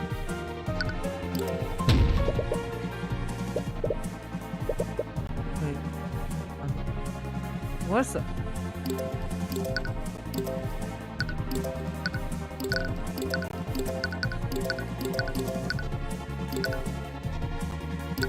What's Mage Blade? There we go. Spells. Incantation, yellow glow, right? Now that you gotta really. Objection! Rudolph, you don't know much about magic, do you? Of course not. You're trying to say that I should have recognized Celeste's mage blade? No, I admit that you probably wouldn't know about mage blade. But that's exactly where you're mistaken. My mistake? Mr. Rudolph, if you were aware of how mage blade works, then you will know that the spell emits a yellow radiant glow, which means that the blue glow you saw may have possibly been mage blade. This is ridiculous. I'll grant you that the witness clearly remembers seeing a blue glow, but what significance could such a minor detail have? It's extremely significant. If the witness did see a blue magical glow, then he must have witnessed another spell at the scene. Preposterous. You don't have any evidence to back up that claim. The blue light made a large impression on the witness. He wrote it down in his book and he specifically mentioned the color. There's no way he would be mistaken about something like that. So, what did you really see? Do you see my client as seen casting a spell that she couldn't possibly cast? Or do you see another maid at the scene?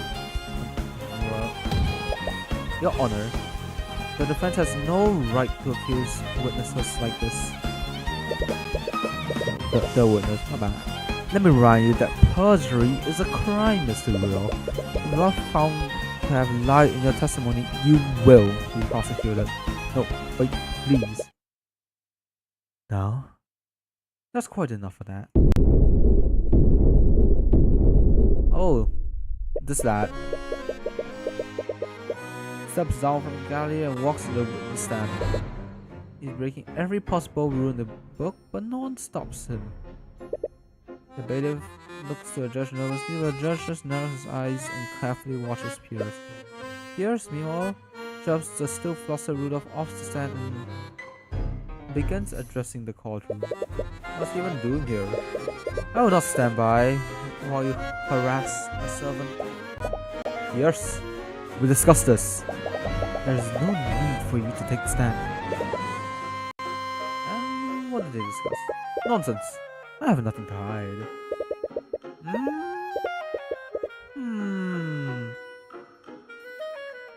And if you had done your job properly, I wouldn't need to intervene.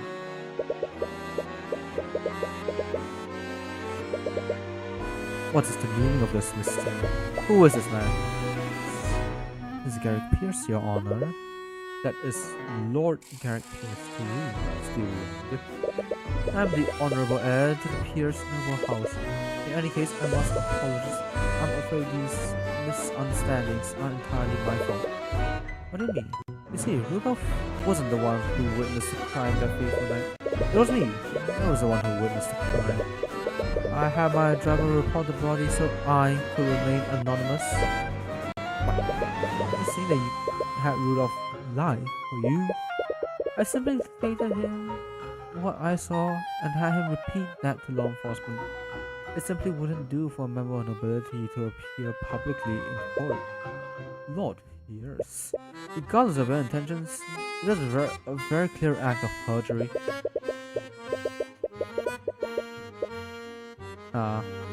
Man. Well, noble privileges, I suppose. I understand and I will accept the consequences of that, but I will be remiss if Rudolph's shoddy testimony allowed the girl to escape her crime. Please let me testify as to what I saw that night. Very well. This is highly irregular, but I believe the court will benefit from hearing your testimony. However, none of this misconduct has hurt your credibility. Very well. Okay, fine. What have you got to say? Oh no, they're very interesting. On the night of the murder, I found myself unable to sleep, so I went on a leisurely carriage ride around Cornhill.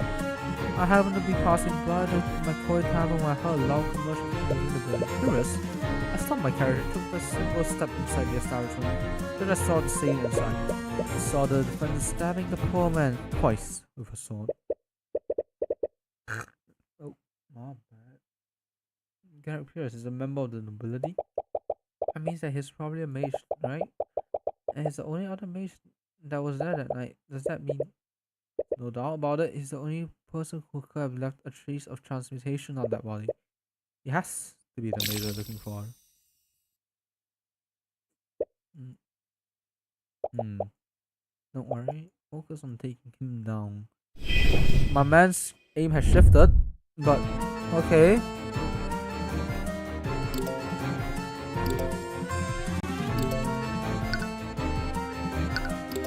And I assume that your brother says she sells him from opposite sides? Of course. Mind you, I have no idea why she acts like that, but can you prove that she didn't do exactly what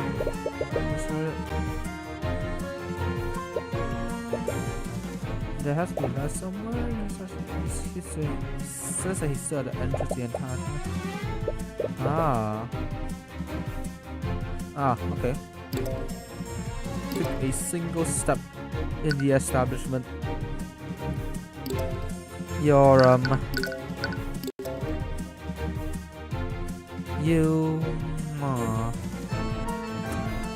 a single step, you say? Unless you have dark vision, 60 feet, you wouldn't have seen it. And I don't think you have dark vision. Oh, already. No.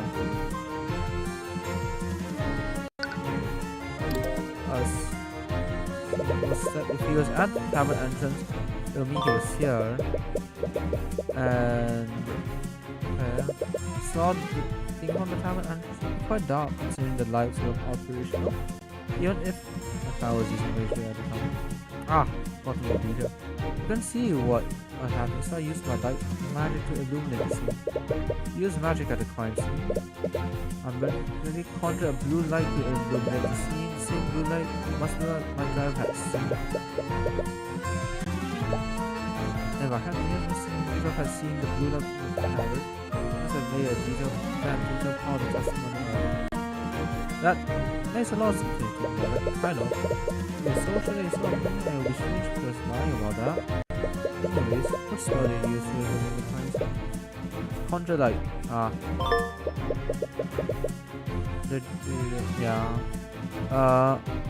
On the duration of this spell, a mode of magic light appears in the caster says the color of the light is chosen by the caster and can be changed at will for the spell's duration. In this mode, it provides up to 15 feet.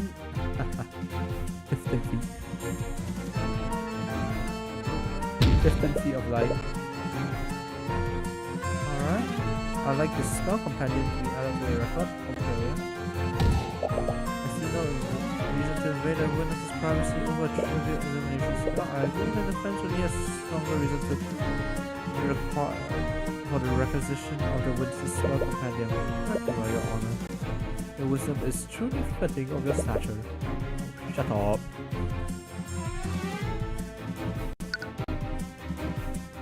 I use Conjure Light.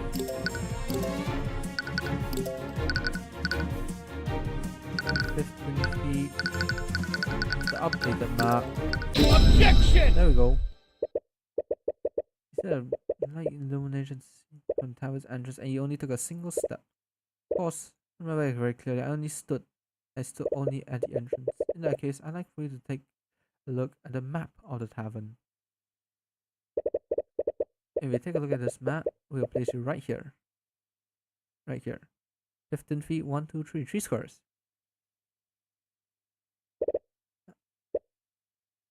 I don't know what you wish to achieve having me repeat that.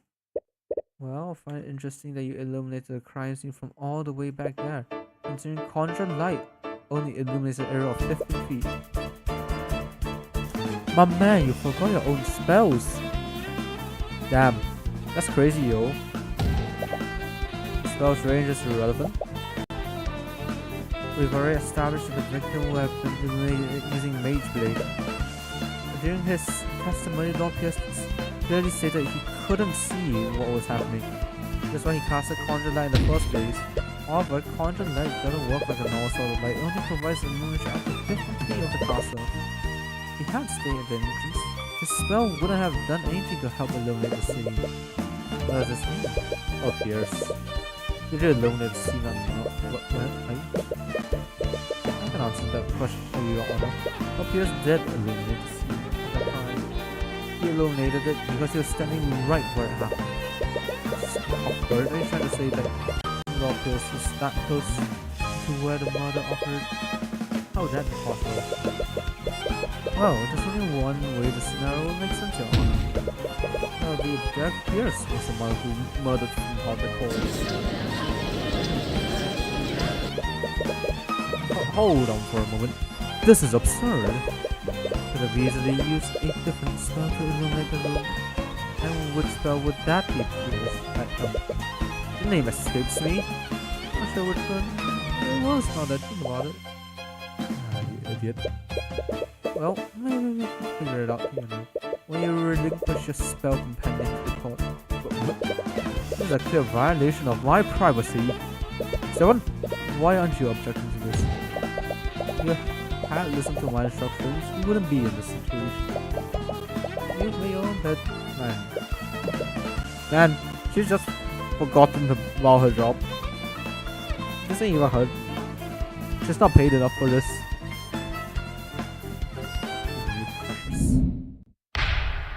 Look at that grand slam. Enough. Order. Prosecutor no objection. With everything that has occurred, I must ask that Lord Peters relinquish his spell companion's report. Resignation.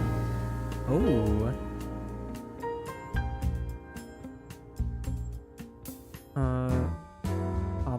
Around their hands only? Man. D&D's resignation is way cooler. Conjure War. Acquio outstretched conjuration causes water to flow magically out of. Okay. Frostwave. Anything caught with range is blasted before a liquid's hit will be immediately frozen and organic life will enter into stages of hypothermia. Shape liquid. When conjuring on the spell, the caster can magically manipulate up to 10 liters of liquid in complex shape. Choose a freeze and solidify. Good job, Tyrion. You got a spell compendium. That case is as good as yours.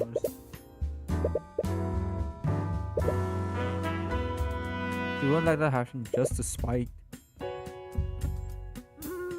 Maybe. I mean, she is rich enough, isn't she?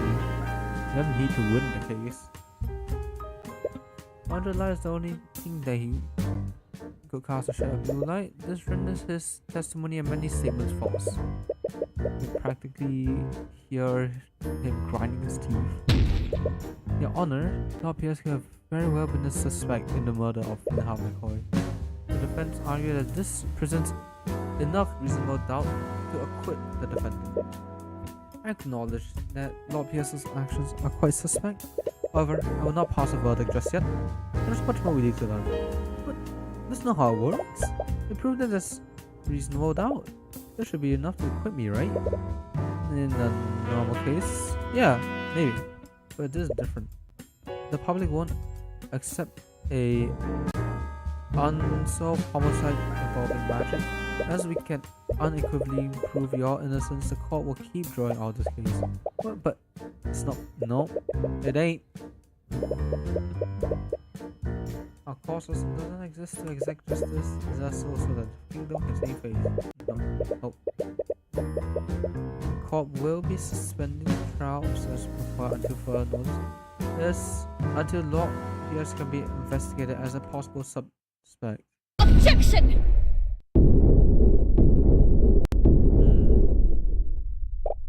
Possible suspect? The very idea of that is preposterous, Your Honor. Let's revisit the basic facts of this case, shall we? Wilhelm McCoy was murdered using a blade with transmutation spell active on it. Mr. Cuthbert, why don't you tell me the spells Lord Pierce knows? Alright, spells Prestigitation, Conjure Light, Conjure War, Frostwave, and Shake Liquid. You realize it. Lord Pierce doesn't know any transmutation spells that can be trapped through a solid object. The shape water can very well just spike, especially the juice in it. What? That can't be right. Ah, alright. Absolutely right, Lady C. Couldn't have possibly committed the murder. See, that mind that will leave the defendant as the only possible killer. But he was the only one who tried. He has to be the real murderer. But he doesn't know any transmutation spells that can afford a solid object. Bro! Bro, shape what? How can we stab him while bouncing around? What is it?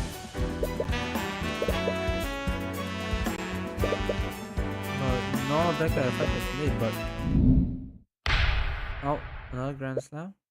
The defense does cast some doubt on the witness's testimony. Nevertheless, I must conclude that he could not have possibly committed the murder. With that in mind, please wait, Your Honor. We still can't conclude that Lord Pierce couldn't have committed the crime. What are you on about? He still considered herself a commoner. I don't know any spells that can be channeled through a metal blade.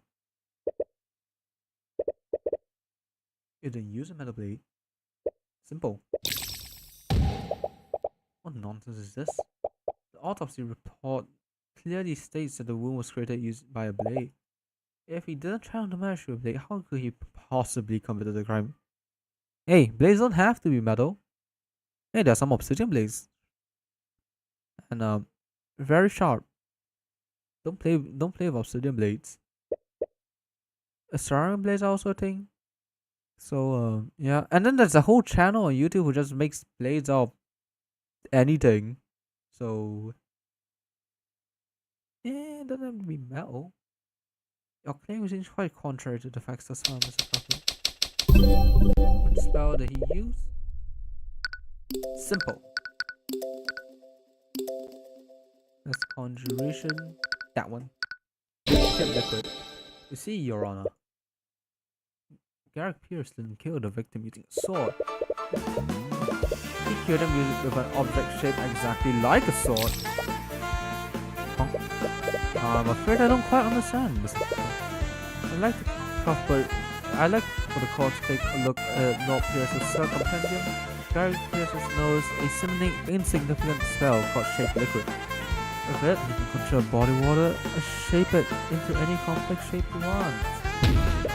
Then he can freeze that liquid, maintaining its current shape. A shape like a sword. No. Is it possible that he... What do I have to say for yourself, Lord Pierce? What do I have to say? I'm not usually put in a corner to see his stress and frustration. You have him now. Time for the finishing blow.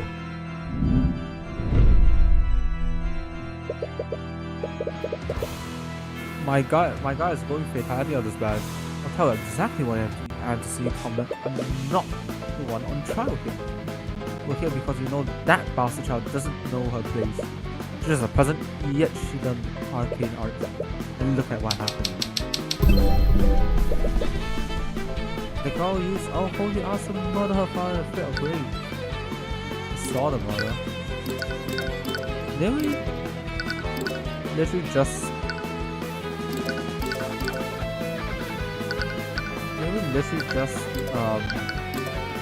say that didn't happen.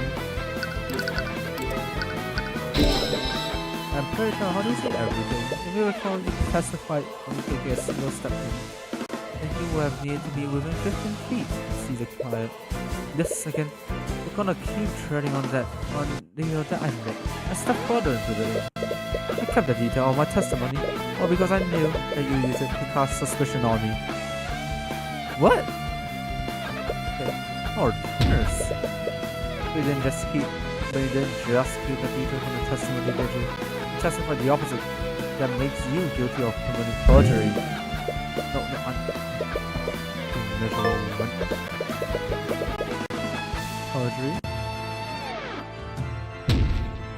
Let's not stop there. For your story to be true, you have to be 15 feet within the time. According to your testimony, your client had just finished committing a murder. Wouldn't she have noticed you?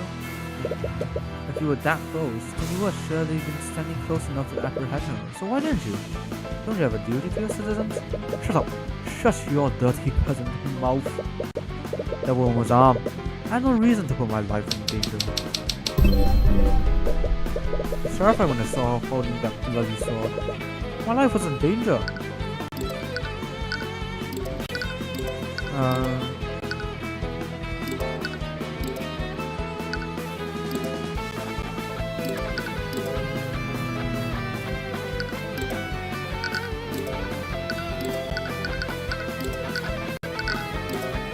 Okay, hold up.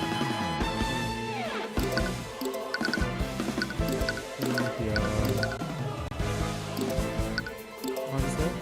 Just wielding the sword?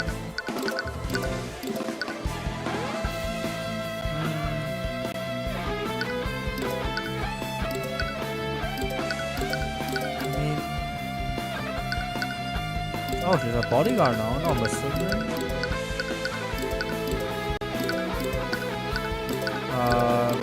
This? I think Celeste was holding a sword, but with the proposed sequence of events. What's a piece of evidence that proves that Celeste would have been holding the sword?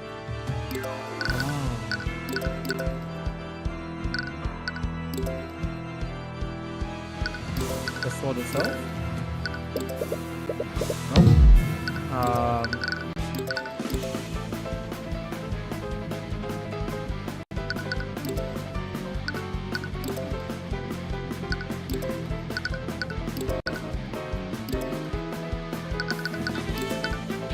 What was it for here?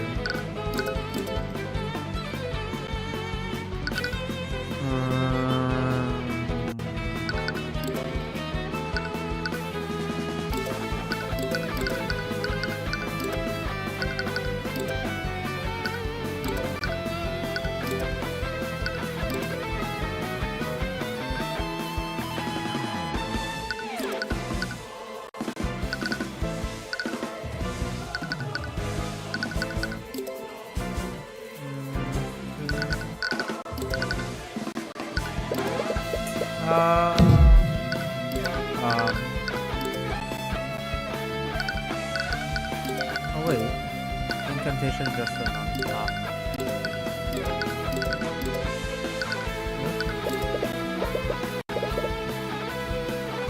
Is there a piece of evidence that says it couldn't happen? Or is there a piece of evidence?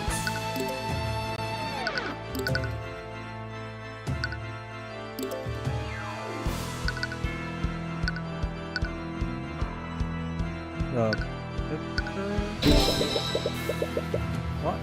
Why? Photo shows a... That's kind of weak, but okay.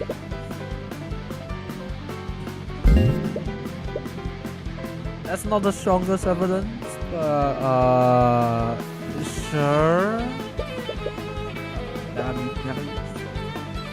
What?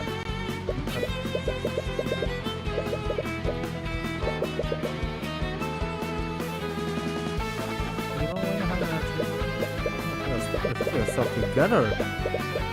How can I remain calm when this shotgun is trying to frame me? It's a complete travesty of our justice system.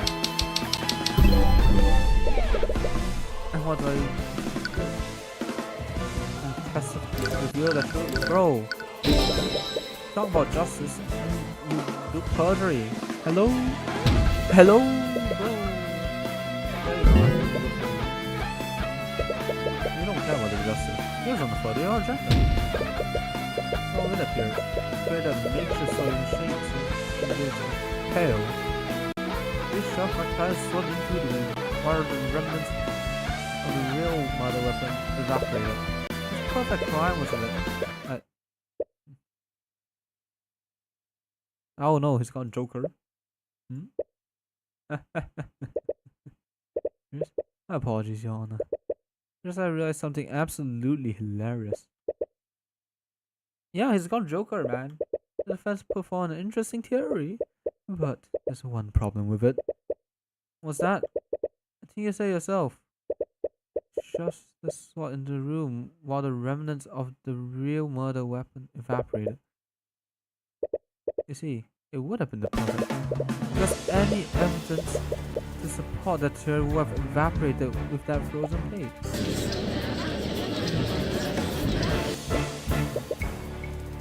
If you use an ice blade, there would have been nothing left from another weapon. Oh, he didn't use ice. You're right. Don't quite detailed here today. In the end, you don't have a shred of evidence to support it. You have nothing on me. Yes. Why did he say anything? It's really hard. I wish she is disappears because she realizes the expression on her face is the same expression you make every time you defeated her. What is this? You can glare at me all you want. It won't change the fact that you've lost. I despise people like you. You twist the system to save your own ends. You trample on the lives of innocent people. But as long as I'm here, I will never let that happen again. Naught can remain concealed. Bro's activating is like ultra instinct. He's leveling up. He's going second. He's unlocking his third eye. Damn. Bro really just pulled out the trump card. Sanitize. No, this just looks like, it sounds like he took some drugs. You see Pierce's shot? Probably that hasn't pushed me this far. It's almost as though he can do more than just read his thoughts. Empowered Eye. If you have read the Empowered Eye, you'll be able to do more than just see the witness's thoughts. You'll also be able to affect what they think. Project items into Pierce's mind to evoke thoughts from him. You want to project items that make him think about the murder. Evoke the right thoughts will raise your insight. Once the insight gauge is filled, you'll have everything you need to implicate him. Damn! You can just like force people to take the bro.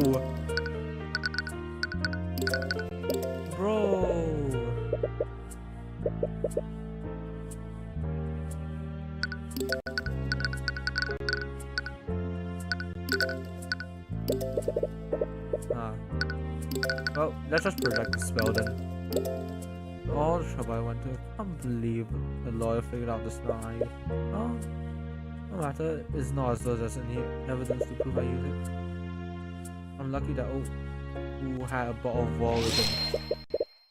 Water from a bottle? Wait, a bottle?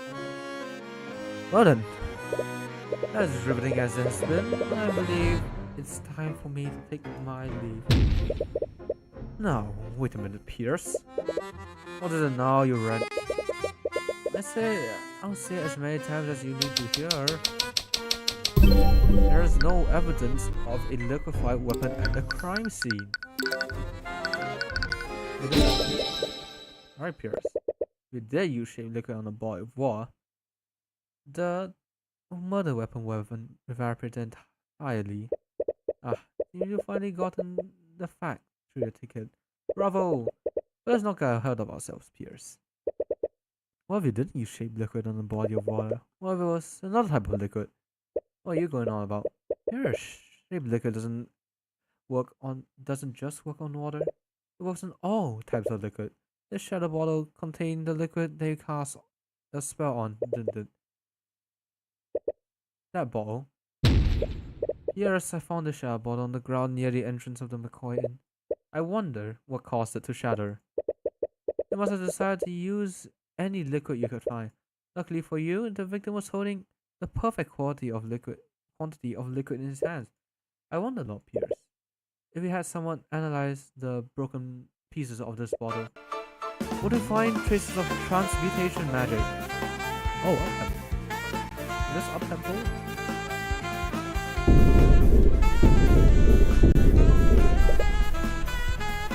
Man, there's so much going on. That still proves nothing. Oh, what if there were traces of magic on the shadow bottle? You don't have a murder weapon. I wasn't finished, Pierce. What? You see, the liquid contained in this bottle wasn't water, it was soda. So, what difference does that make? A blade made of ice. A blade of ice made out of water would evaporate entirely. But a blade made of soda will leave a puddle of dry residue. No, it can't be. I wonder why there was such a circular trace of magic under the body. If we check the outlines of the trace, I bet we find a dry puddle of soda residue. That will prove that you used your magic on the soda. Oh, there's your murder weapon, Pierce. And that's checkmate. And he had to slam the table one more time. And she has to slam Hurricane. Bailiff? Tell Orem to analyze the crime scene at once. We must determine if this puddle of soda residue exists. The time of window to find traces of magic is closing. So, we had our team search the crime scene for that soda puddle. I really can't believe it, but we found it. In fact, the outline of the dry soda lines up exactly with the outline of traces of transmutation magic. We checked the broken bottle too. There were traces of transmutation on it as well. There's no doubt about it, someone used magic on that soda. I see. Thank you, Orem. Please escort Lord Pierce back to the stand. What do you have to say for yourself, Pierce? What do you think you've accomplished here today? Do you honestly think you can indict me? I'm an aristocrat from the highest echelons of our society. That fool of a man was an insurgent. He was a threat to society, and I did my civic duty by removing him. Objection! Oh, you have something to say. Bailiff, please escort the witness to a holding cell. Zewin. First degree murder is punishable by execution, Lord Pierce. I suggest you remain silent, lest you incriminate yourself further. But you can't be serious. Shut your insidious mouth. Well, what are you all waiting for? Take him away. Yes, take him away at once.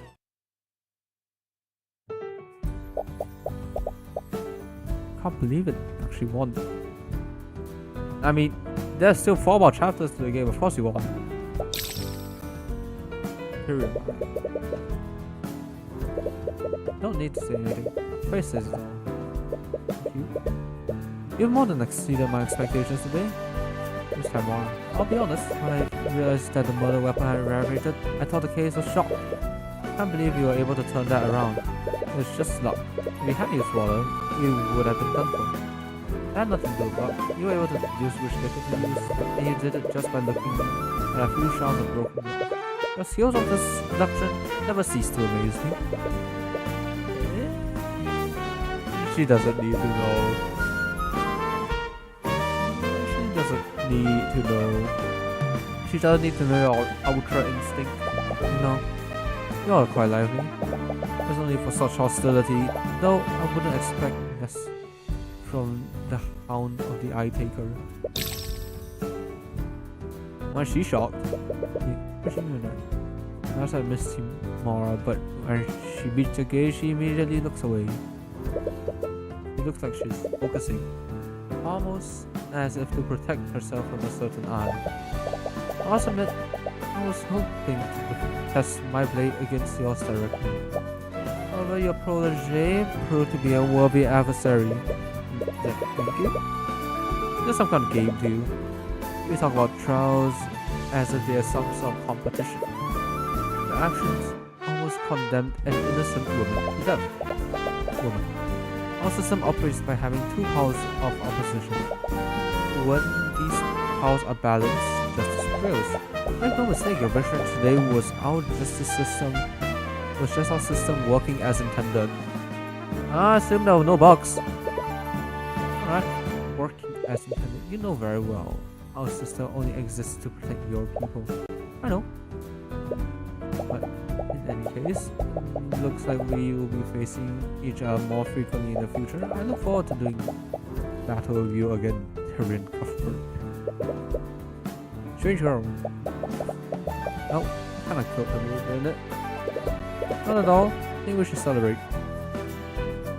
Oh, what do you have in mind? Fancy restaurant? Ah, of course. There's an amazing restaurant in the upper corner of the capital. They usually only serve nobles, but they let anyone in if they have enough gold. Do we have enough? Of course we do. Don't worry about the details. I'll handle them. Yeah, no. I mean, if she's such a successful attorney, I'm sure she has money. A lot, probably. So begins my journey into magic. My justice system is rotten to the core. I have many trials ahead. Regardless, I'll keep fighting on and get justice for every one of my clients. I'm so angry. Yay! Nice. Oh, it's feeling. I knew it! His radiant soul has finally awakened. I can't believe it. I've been waiting for so long. Can't wait for the day when I see his eyes draped in agony. Huh? What? What? Huh?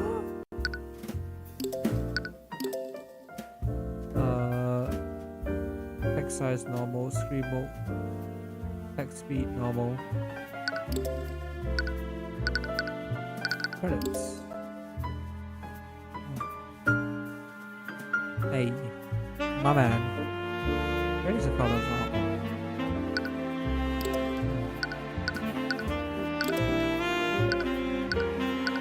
Okay, so we have done that. And next to the Walking Dead. Huh. That's interesting. But you know what? I think that's enough for one day. Yeah, I think that's enough for one day. It's been up. I thought that it would be a bit short. I thought that would be much shorter from the demo. Because the demo was the first episode, but it was like less than half the content of this. Really beefed it up a lot, so that's good to see. That's nice to see. That's a bit surprising, isn't it? Anyways, thanks for watching. Thanks for sticking by, and I'll see you all next time. Probably on Sunday, but yeah, I'll see you guys next time. Robenahymoone, bye bye. I definitely did not forget my own ending. Yep. Okay, bye, Robenahymoone.